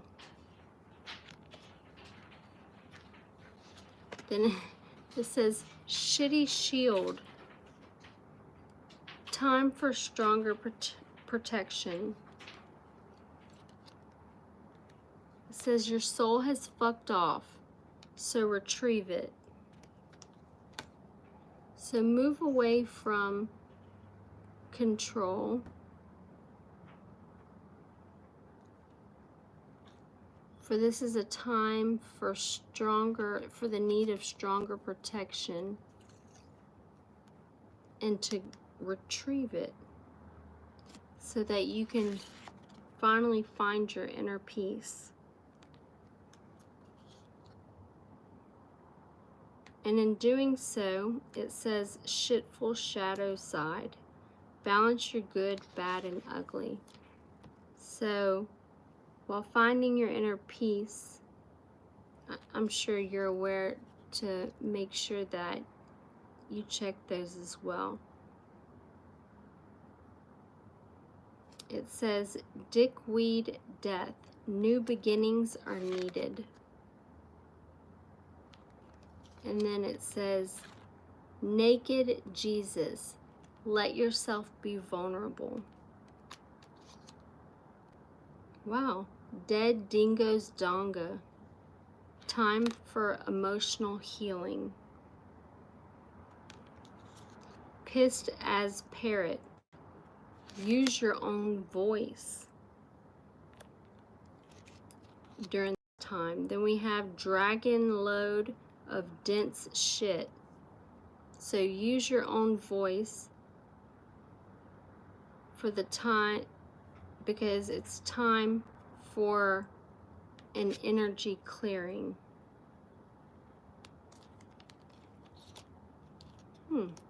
Interesting. Well, we almost went through the whole deck on that one. They say some crazy... I forgot I even had this deck. That's why I haven't used it. But, well, that was interesting. Let's see what gifts you have that are being illuminated to you at this time that you may be unaware of.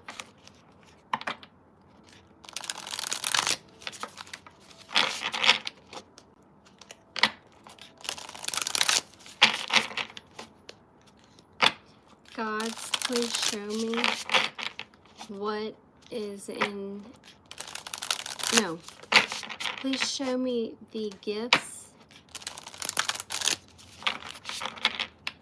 that Aries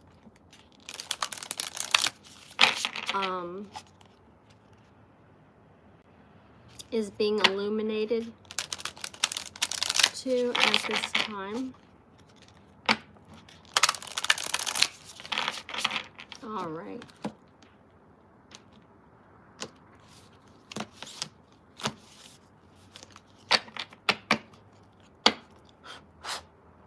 At the bottom of the deck, we have energy.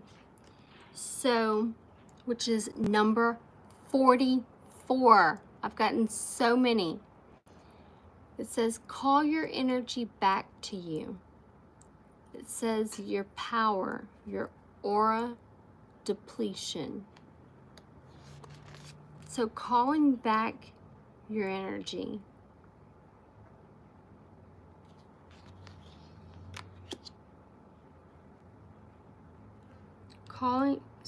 Energy, calling back your energy. And then we have the mystic, which is there is a reason you have those dreams.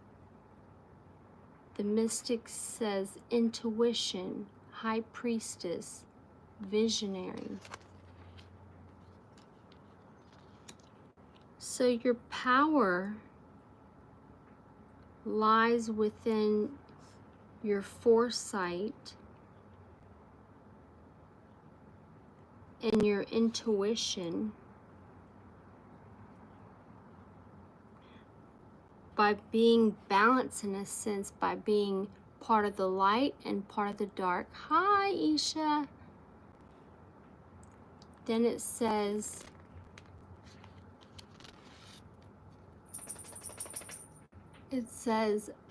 just let me be. Liberation, free spirit, wild, and authentic. Now that's what I like to see. So call your energy back to you. There's a reason you have those dreams. And then it says liberation, free spirit, wild, authentic. Okay, clarify liberation, spirit.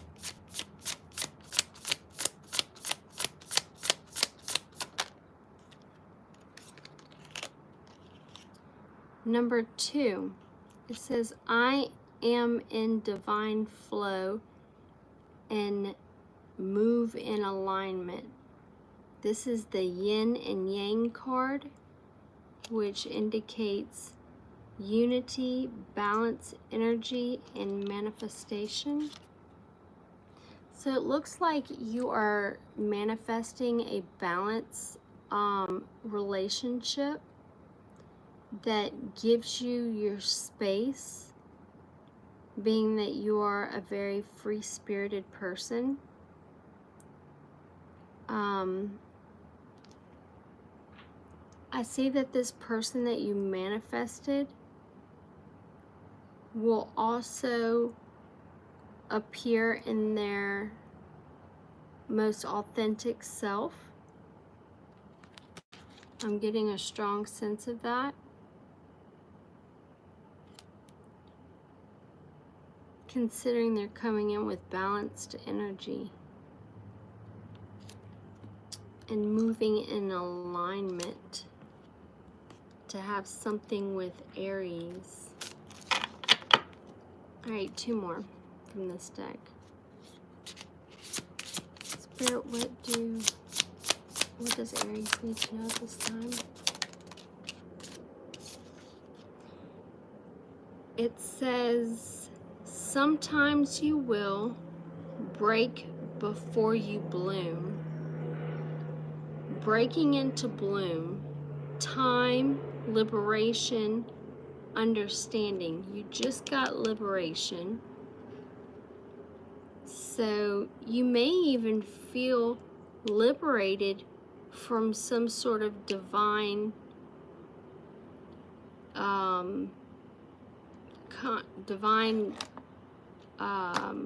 partner or whatever. And then it's saying sometimes you will break before you bloom. So what it's saying that is, as you are liberating yourself from this person, or it could go the other way around, whichever it goes. But I was picking up new energy right there. It says breaking into, this is a time of liberation and understanding. Give me one more on this card, Spirit.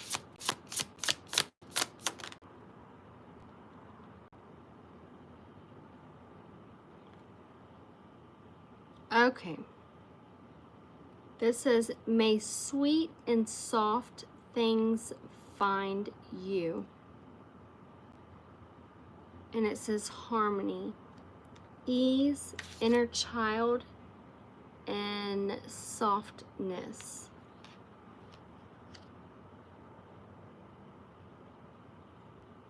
So when you're breaking into this bloom of a time of liberation and understanding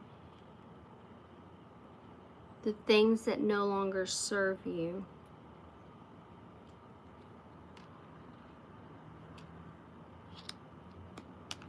it will bring harmony once again back into your life,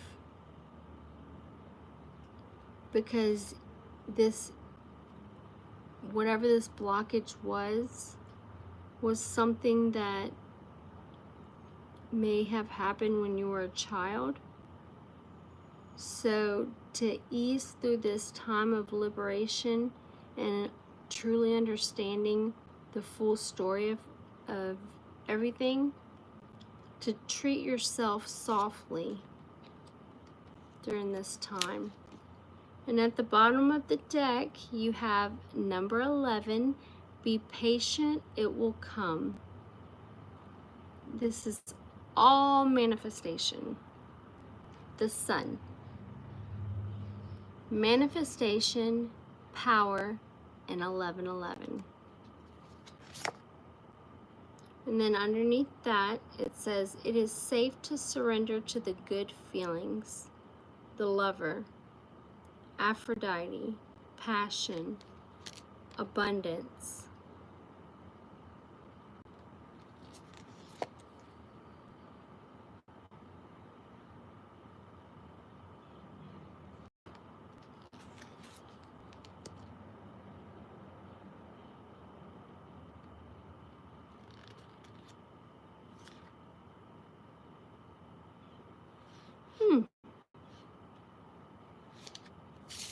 Okay. Wow, that told me a lot more than just about your gifts. Hopefully it was, you were able to understand it. Just by the way they kind of describe things, it can be a little complicating. Let's see. Okay, let's see what this deck has to say.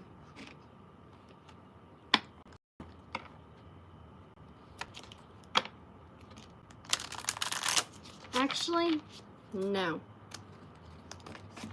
I want to pull the tarot out.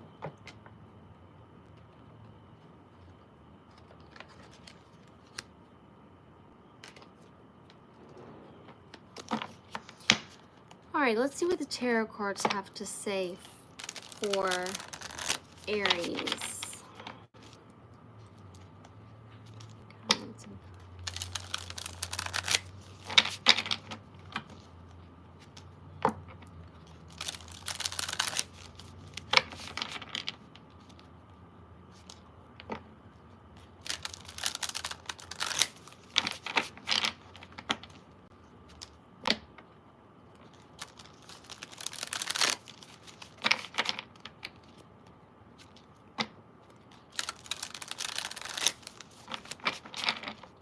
One more shuffle.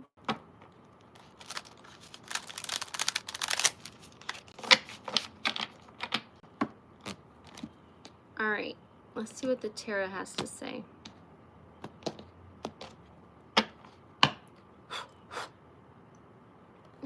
At the bottom of the deck, we have aggression, 5 of Swords, which is disputes, maybe feeling bullied and stress, conflicted. There could be some aggression and arguments when it comes to a Queen of Cups.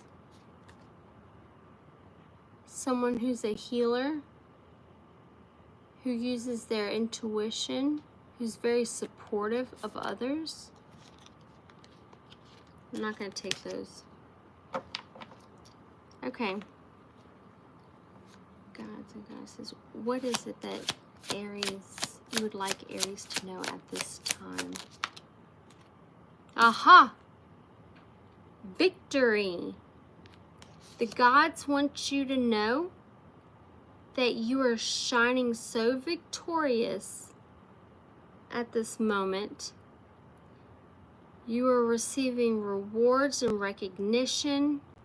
You're receiving praise for your success and how you triumph over difficult situations. Yeah.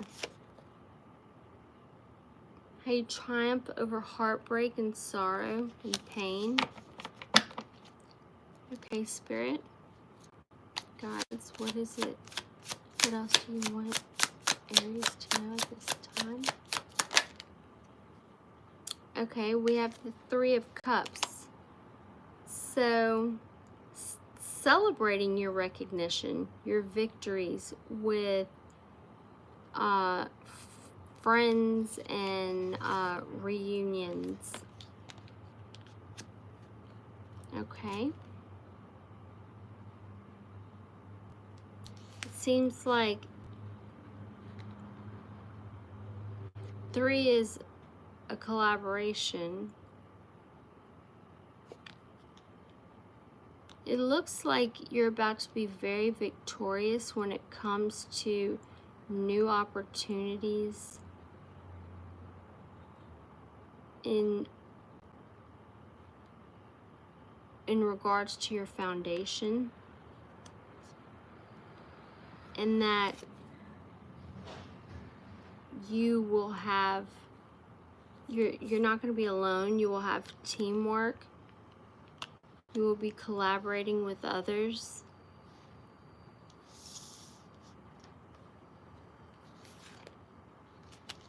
Okay. What else does Aries need to know at this time? The 3 of Wands. You're looking ahead. You are standing in your confidence and your growth. But most importantly, you have foresight to see what will manifest, what is to come. You have a good judgment about that. That's what this is saying. Tell me more about this 3 of Wands. The Fool. So you're looking ahead confidently with the intentions to grow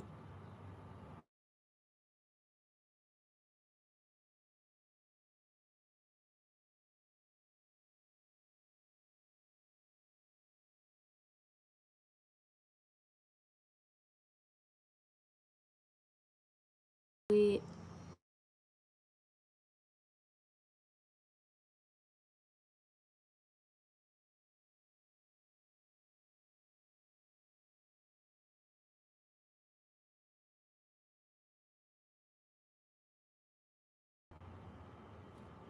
I keep going in and out? I feel like I do. And you're always looking ahead for the next adventure.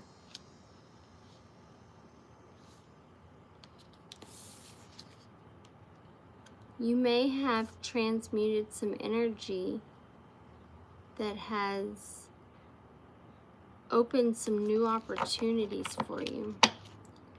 Okay. What else does Aries need to know at this time? Or you may be taking a leap of faith with confidence and foresight of it being successful. We have the Six of Pentacles. So, finding an equal balance of give and take, supporting others,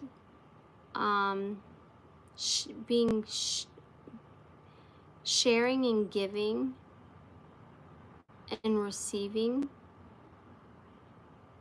and being in a state of gratitude.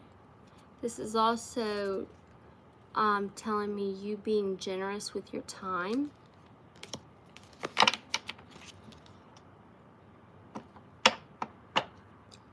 Okay, clarify the Six of Pentacles.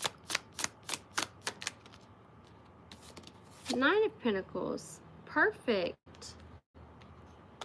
So, due to you being in the Six of Pentacles and acting upon that energy, absorbing that energy of support and sharing,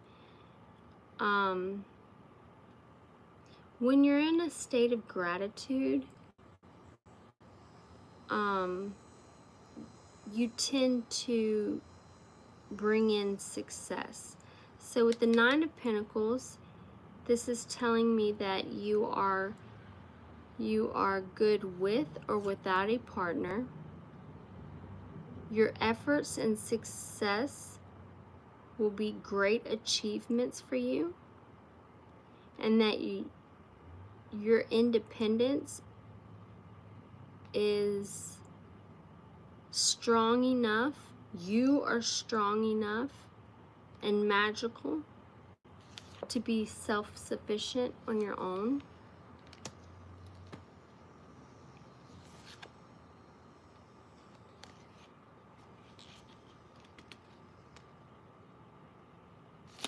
Okay.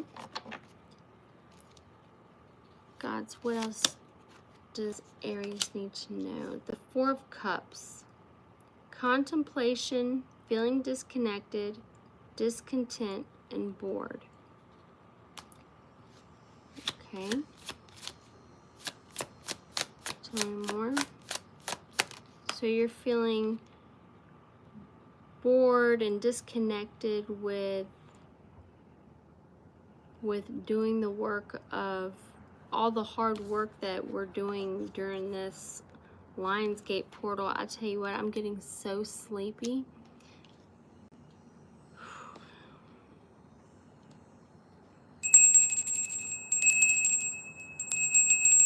That might wake me up a little bit.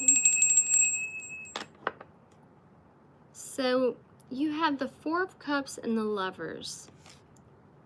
So you've been doing a lot of contemplating about this spiritual connection or unity that you have with another. But it's something that you're starting to get bored with and feeling discontent. Okay. Gods, what else do you want Aries to know at this time? We have the Page of Wands. So it looks like you're in a space of an extrovert where you are walking without fear, and you're standing more in your energetic and excitement side of you, which is enhancing your creative ideas.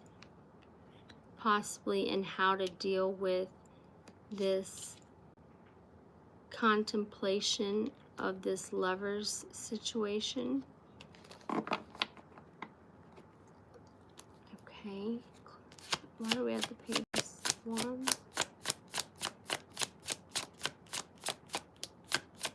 Ooh, I just got a surge where I got really tired. Okay, so the Page of Wands and the King of Swords. So there's some sort of excitement and fearless energy that you have towards someone who may deem emotionally detached to you. Someone who you feel is very logical and analytical, almost to a not so healthy degree, is what I'm getting.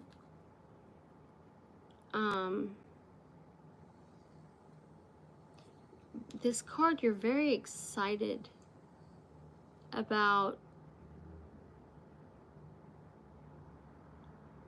maybe being detached from this strict and serious authoritative energy. This can be a Gemini, Libra, Aquarius. Take it how it resonates. And then we have the Two of Wands, which is all about planning, waiting for their knight in shining armor to come sweep them off their feet, or they are planning and waiting for their princess to come and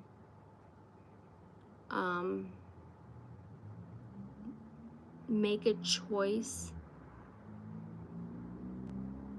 in the direction of a certain path. Then at the bottom we have the Hangman. So as you're planning and waiting, I feel like you're doing this in the state of being in the Hangman energy, which says sacrifice, waiting, perspective, and lack of direction. So and this card says waiting too. So the Two of Wands is waiting and this one's waiting.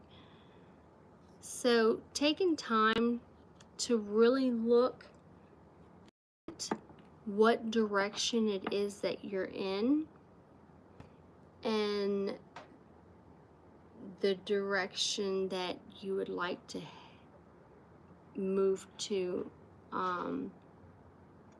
moving forward. The Ace of Swords clarifies this energy, that this is something that someone is going through at this time. What else does Aries need to know at this time? We have the Four of Pentacles. Hold on one second. Okay, excuse me. We have Four of Pentacles, which is all about being possessive over your money, over your boundaries, and possibly the boundaries of others. You definitely limit yourself,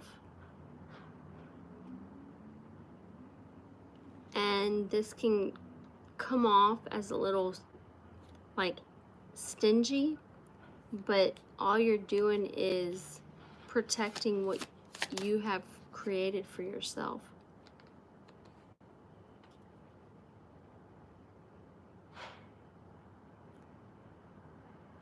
I feel like you have some insecurities when it comes to this Queen of Cups, this healer. It seems as if you have maybe blocked her out. You are either possessive over her, or you have blocked her out with your boundaries.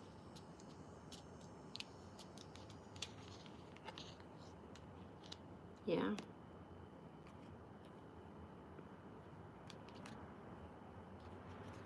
Okay. I'm going to pull just a couple more. We have the Leo card, strength, courage, confidence, and inner power.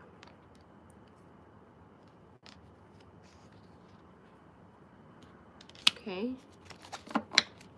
What about the strength card, Spirit? Why is that here? Because your wishes have been fulfilled. Your manifestation has been granted when it comes to having more courage, being confident within who you are and what you do and where you stand, and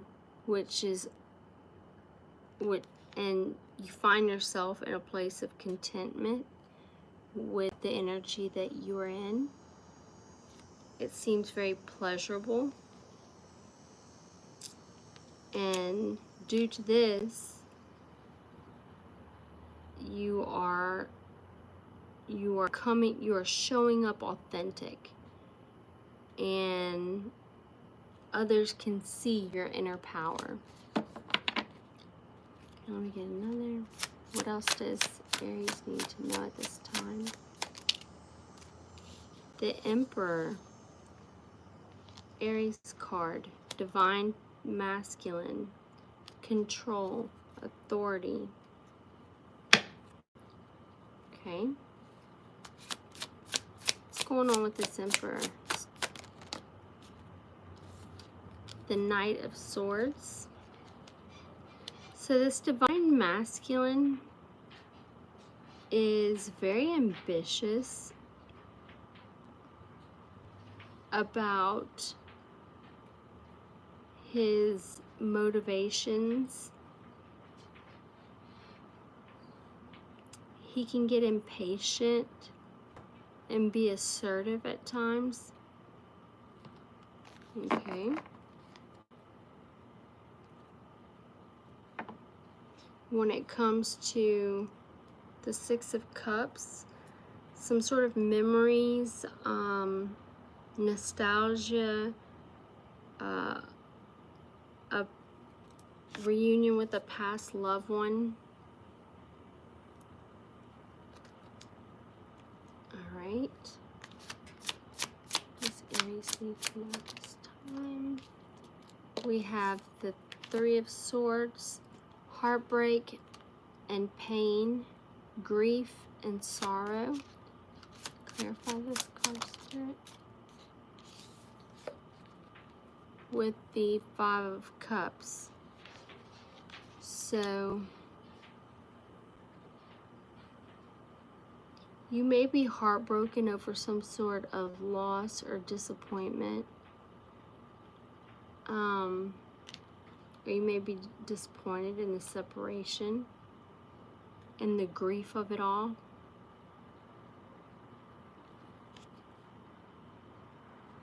Six of Swords at the bottom, you're leaving this behind. You're moving forward, distance ahead, full throttle.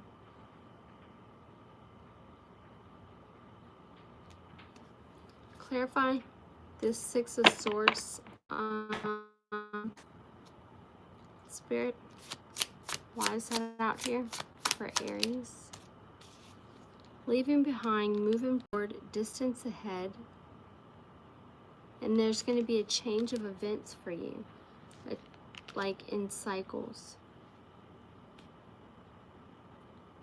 You may have a new beginning on the other side. Oh, look. The Hierophant. And the Chariot coming in hot, huh? I see you're going to be at a stalemate when it comes to this new love that you have hope for. Then we have the King of Wands himself, a visionary who's very bold and daring. He has a big, or she has a big ego and can be very optimistic.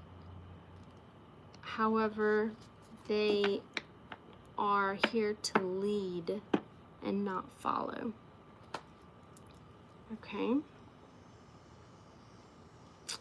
At the bottom of the deck, we have the Tower. So there's going to be some sort of change, and it may have to do with ego. Let's see. Clarify the King of Wands.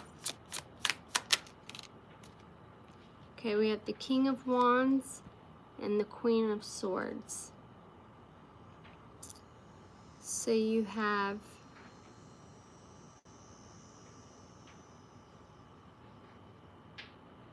honest and fair, cutthroat, objective and truthful, and independent, matching with this strong fire energy.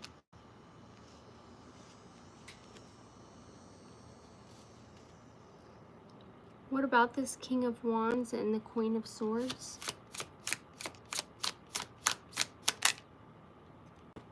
There's a conflict between the two of you. What else?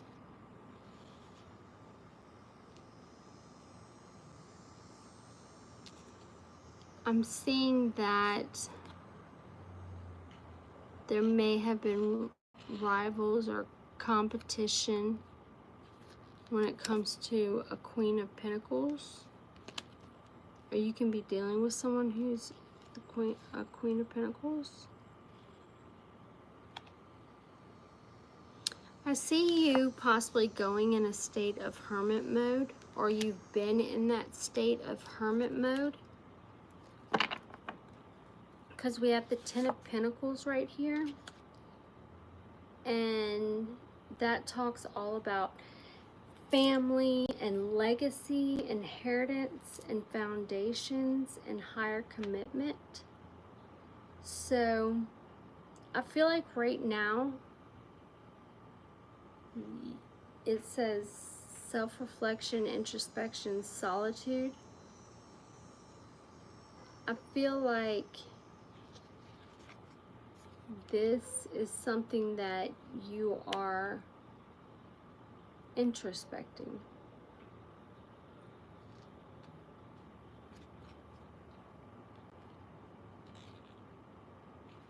Yep.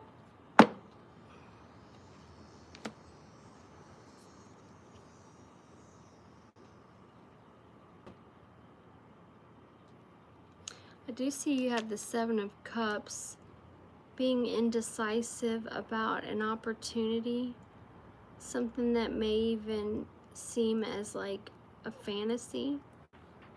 With the Page of Swords here, we have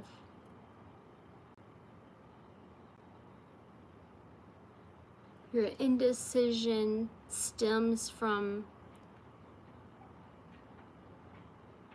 gossip, people being chatty and curious.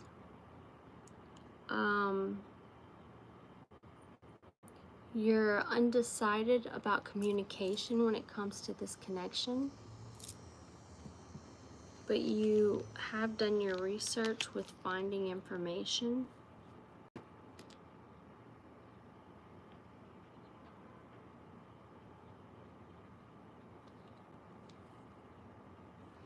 Alright guys, well, I am going to pick up these cards. That was your tarot reading.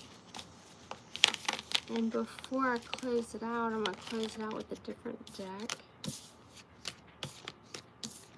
Let me just pick these up real quick. Whew, I'm getting sleepy. This Lionscape portal had me all messed up. Hadn't slept for 2 days. Like, I didn't sleep last night, but I was prepping for my daughter's birthday. And then today was, well, yesterday. And then last night I didn't sleep. So I'm just like, ugh. I don't know. It's like I get to the point where I'm really, really tired. And then I get where I can't sleep at all.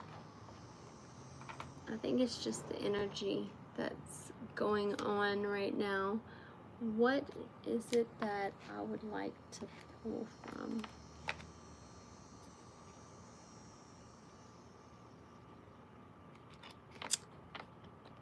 You know what? I'm gonna pull from this one. Mm.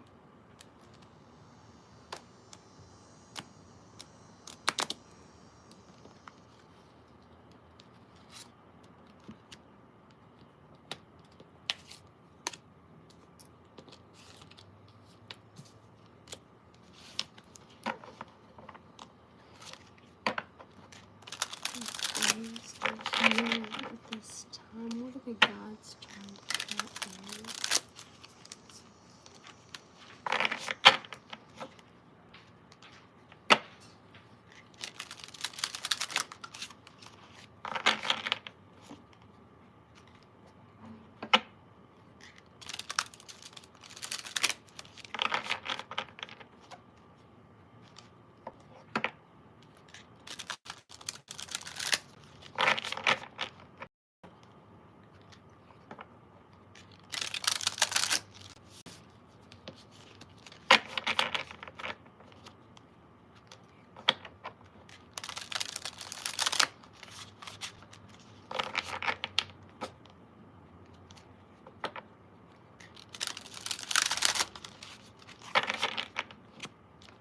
All right, let's see.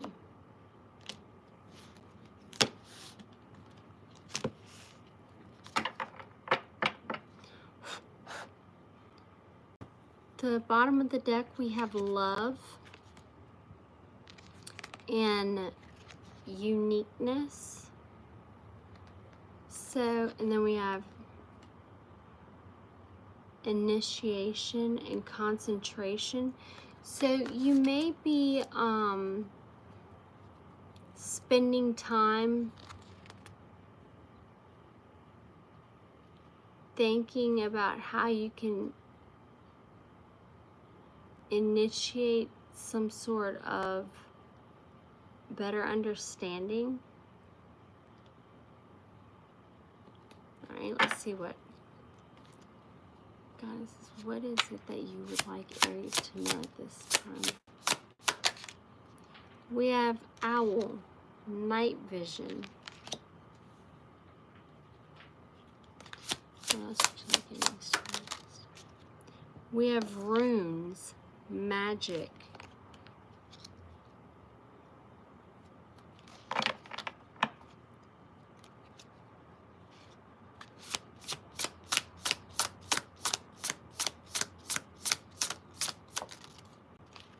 We have mirror, which is appearance. So night vision, which is the owl, carries a lot of wisdom. Runes are another divination tool. And mirroring, appearance. Okay. Clarify mirror and appearance. Life cycle.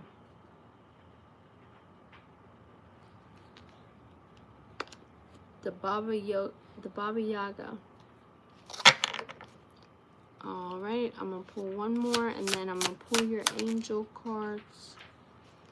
Okay, so night vision, and using your magic for your appearance.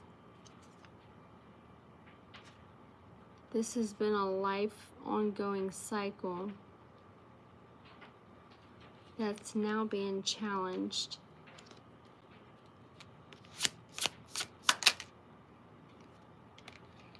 By the fate of the three witches, the dark moon goddesses, or it could be just plain old witches.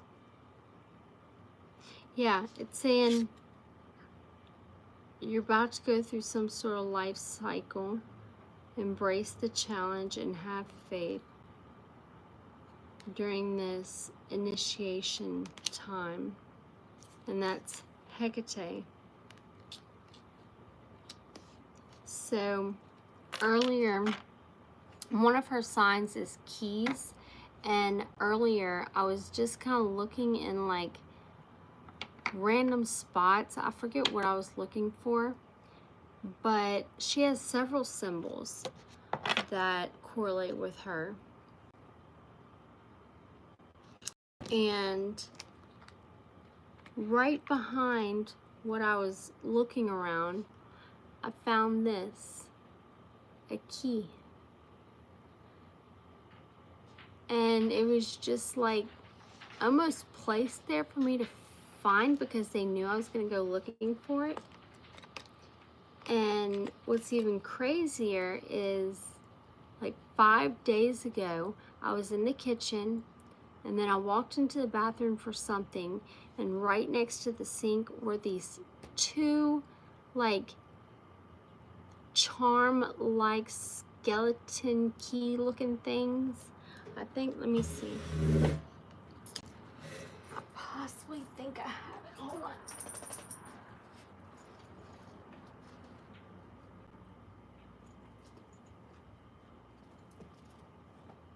Yes, I have it.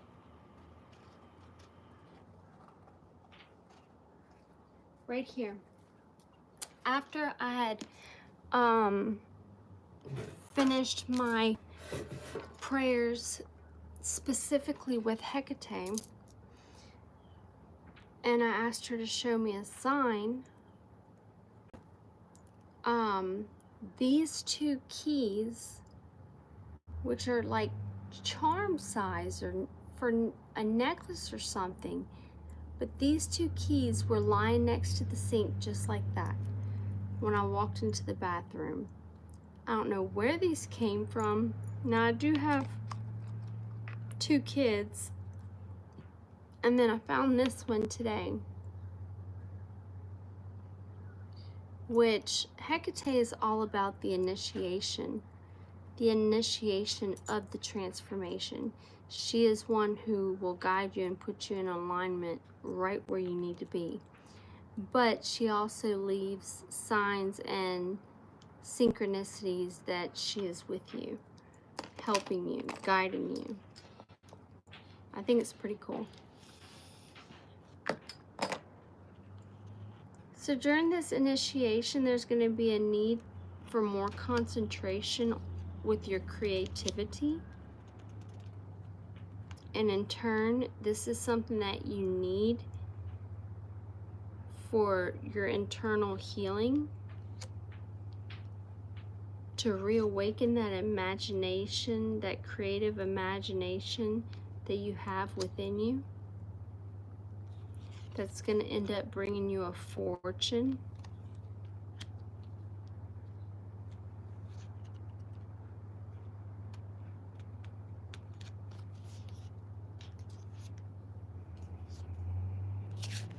Yeah. That's what I see. It's all been really good stuff, or just a couple things here and there that need to be worked on, you know, but I mean, that's for everybody. Everybody. Nobody's exempt from that. I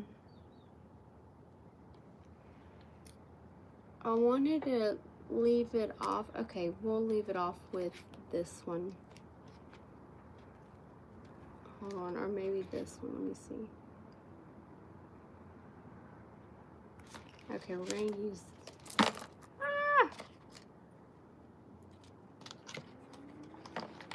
I'm going to use this one, Shoe Bug.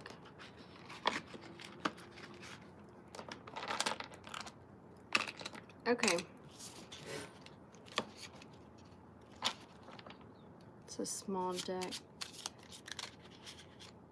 Gods and goddesses, what is it that you need Aries to know at this time to make his transition through his transformation to his higher self?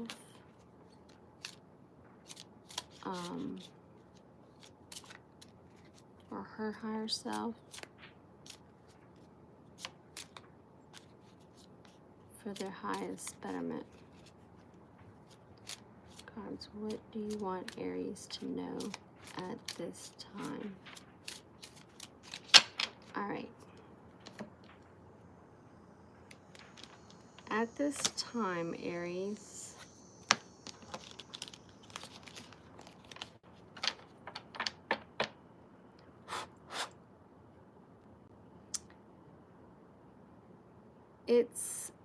it's asking you to resolve the issue, which is emotional challenges. So there may be some sort of emotional challenge that you're going through that if you were to resolve it, it will amp up your transformation even more, I'm guessing.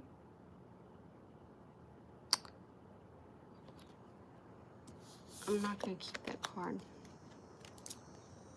All right, guys, this is the last deck for Aries. What is it that they need to hear at this time? We have spiritual evolution, number 35. Set your heart free.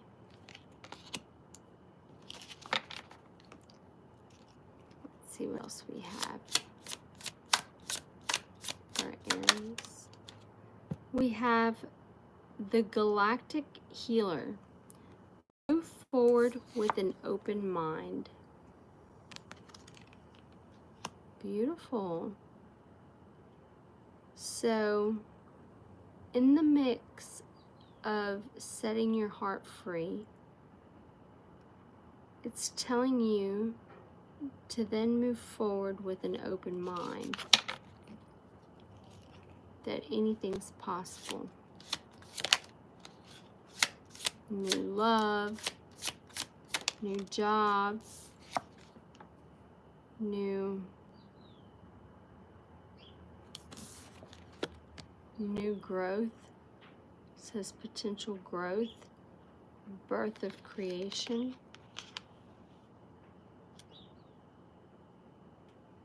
Okay. All right, Spirit, what about this birth of creation?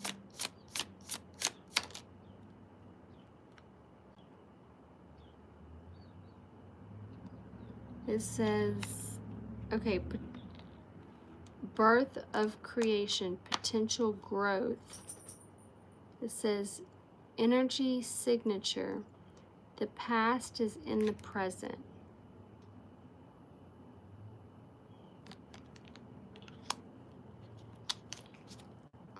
Okay, what else do we have for you, Aries?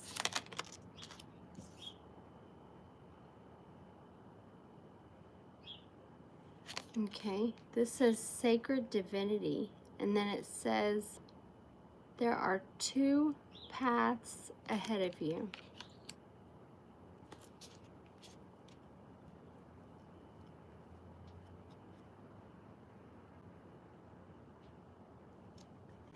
Then we have love and light, act with care. I knew you were going to have new love.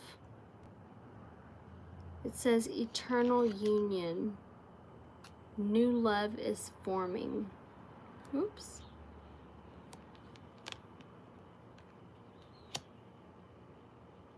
Be mindful and wise with your time throughout this shedding of the old, and create inner harmony with self. so that you are in alignment whenever this new opportunity comes.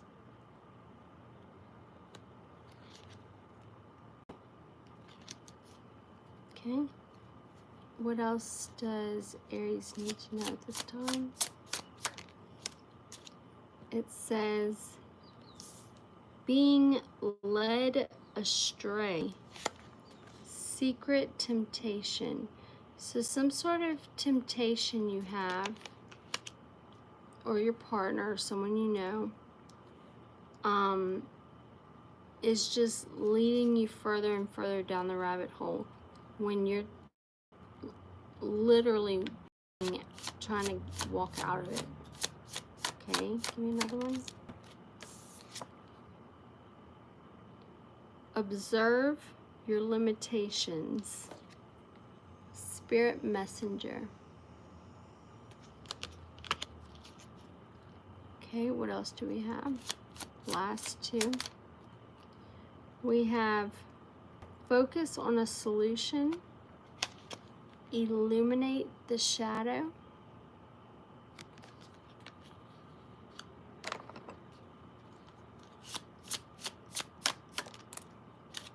And then we have shield your energy. Look beneath the surface.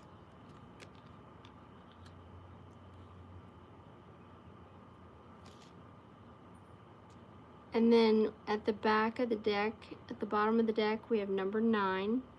Clear and activate. Create sacred space. Then we have 19. Guardian. Guard your energy.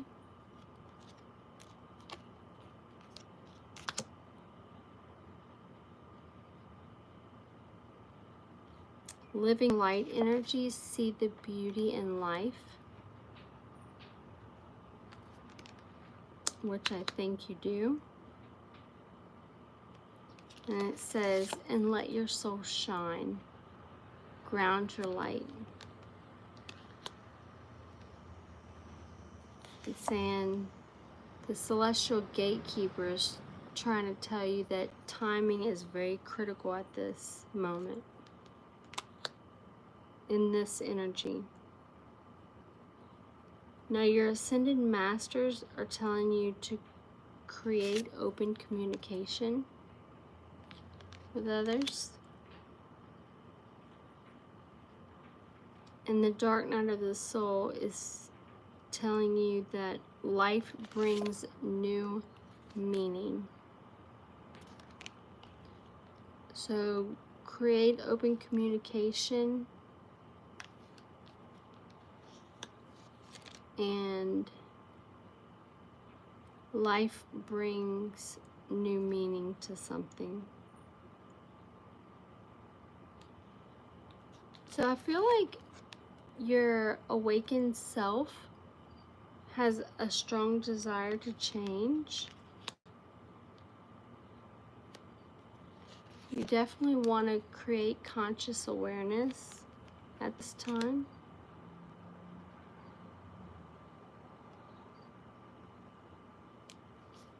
Yep, and that's what I have. That's what I have.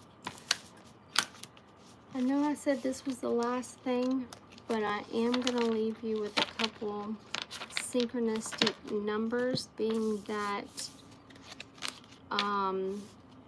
Spirit and this portal are communicating through signs and synchronicities. Whoa. I caught it. Now if I can find... Okay, I see it. Hold on. Let me see if I can...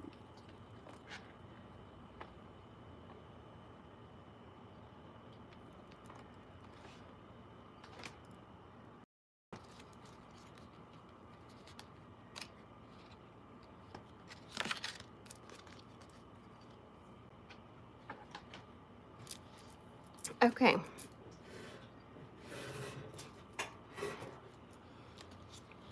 So I don't know about y'all, but I've been keeping track of my numbers. You can see all these numbers I've written down, and this was all from today and yesterday.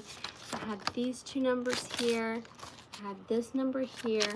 I have these numbers. I mean, every time I received a synchronistic number, I wrote it down. Look at all these numbers. And I also saw, when I had my eyes closed, all these round circles. It wasn't my blood pressure or anything. It was just, I don't know, it looked just like this, but in the dark. It was crazy. Okay. Let's see what angel numbers come up for you. Maybe you have been seeing these angel numbers.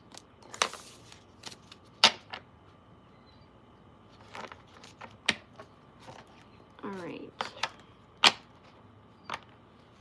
All right, guys. What is it that you wish, Aries?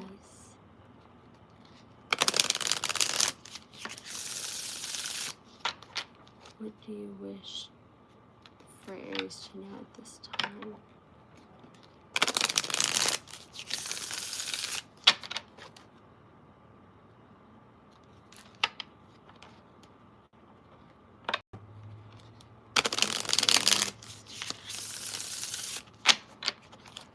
What Aries needs to know at this time?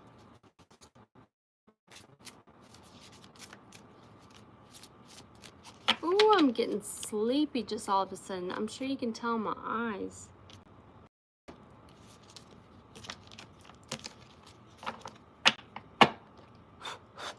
At the bottom of the deck, we have 1212, which means persistence.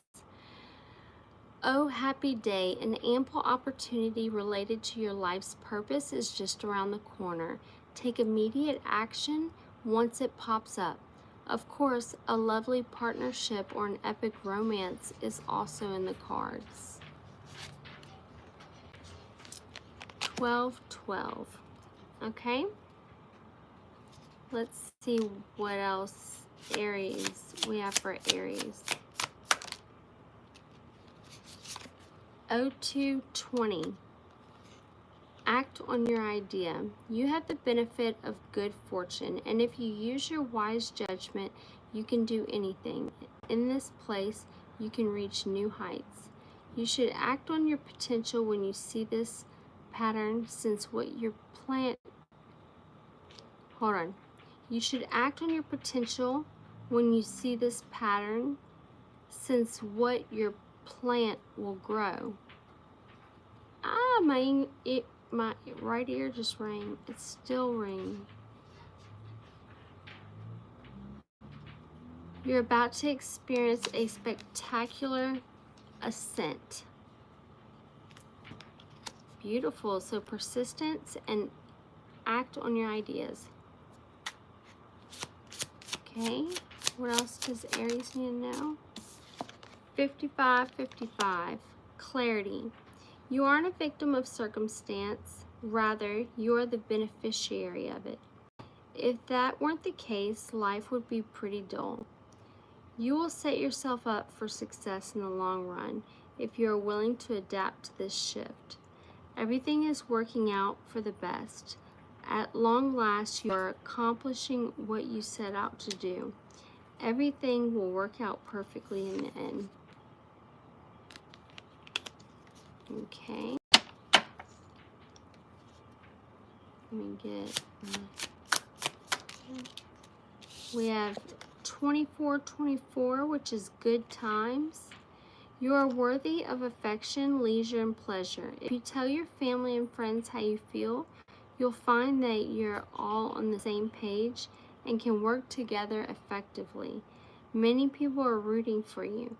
If you spread love, it will find its way back to you multiplied. All right, those are the 4 synchronicity angel numbers I have for you. So they were all positive. There was no, hey, focus on this, focus on that, just good energy.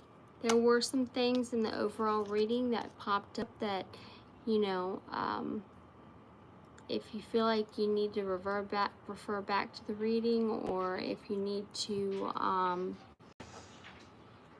take that as a sign that, hey, I may need to focus on this a little bit more, then by all means do so.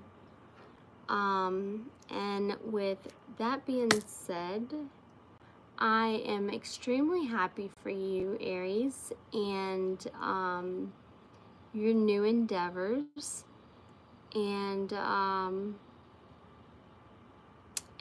like the rest of us, pushing past our fears and leaving behind what no longer serves us. So I wish you guys the best, and I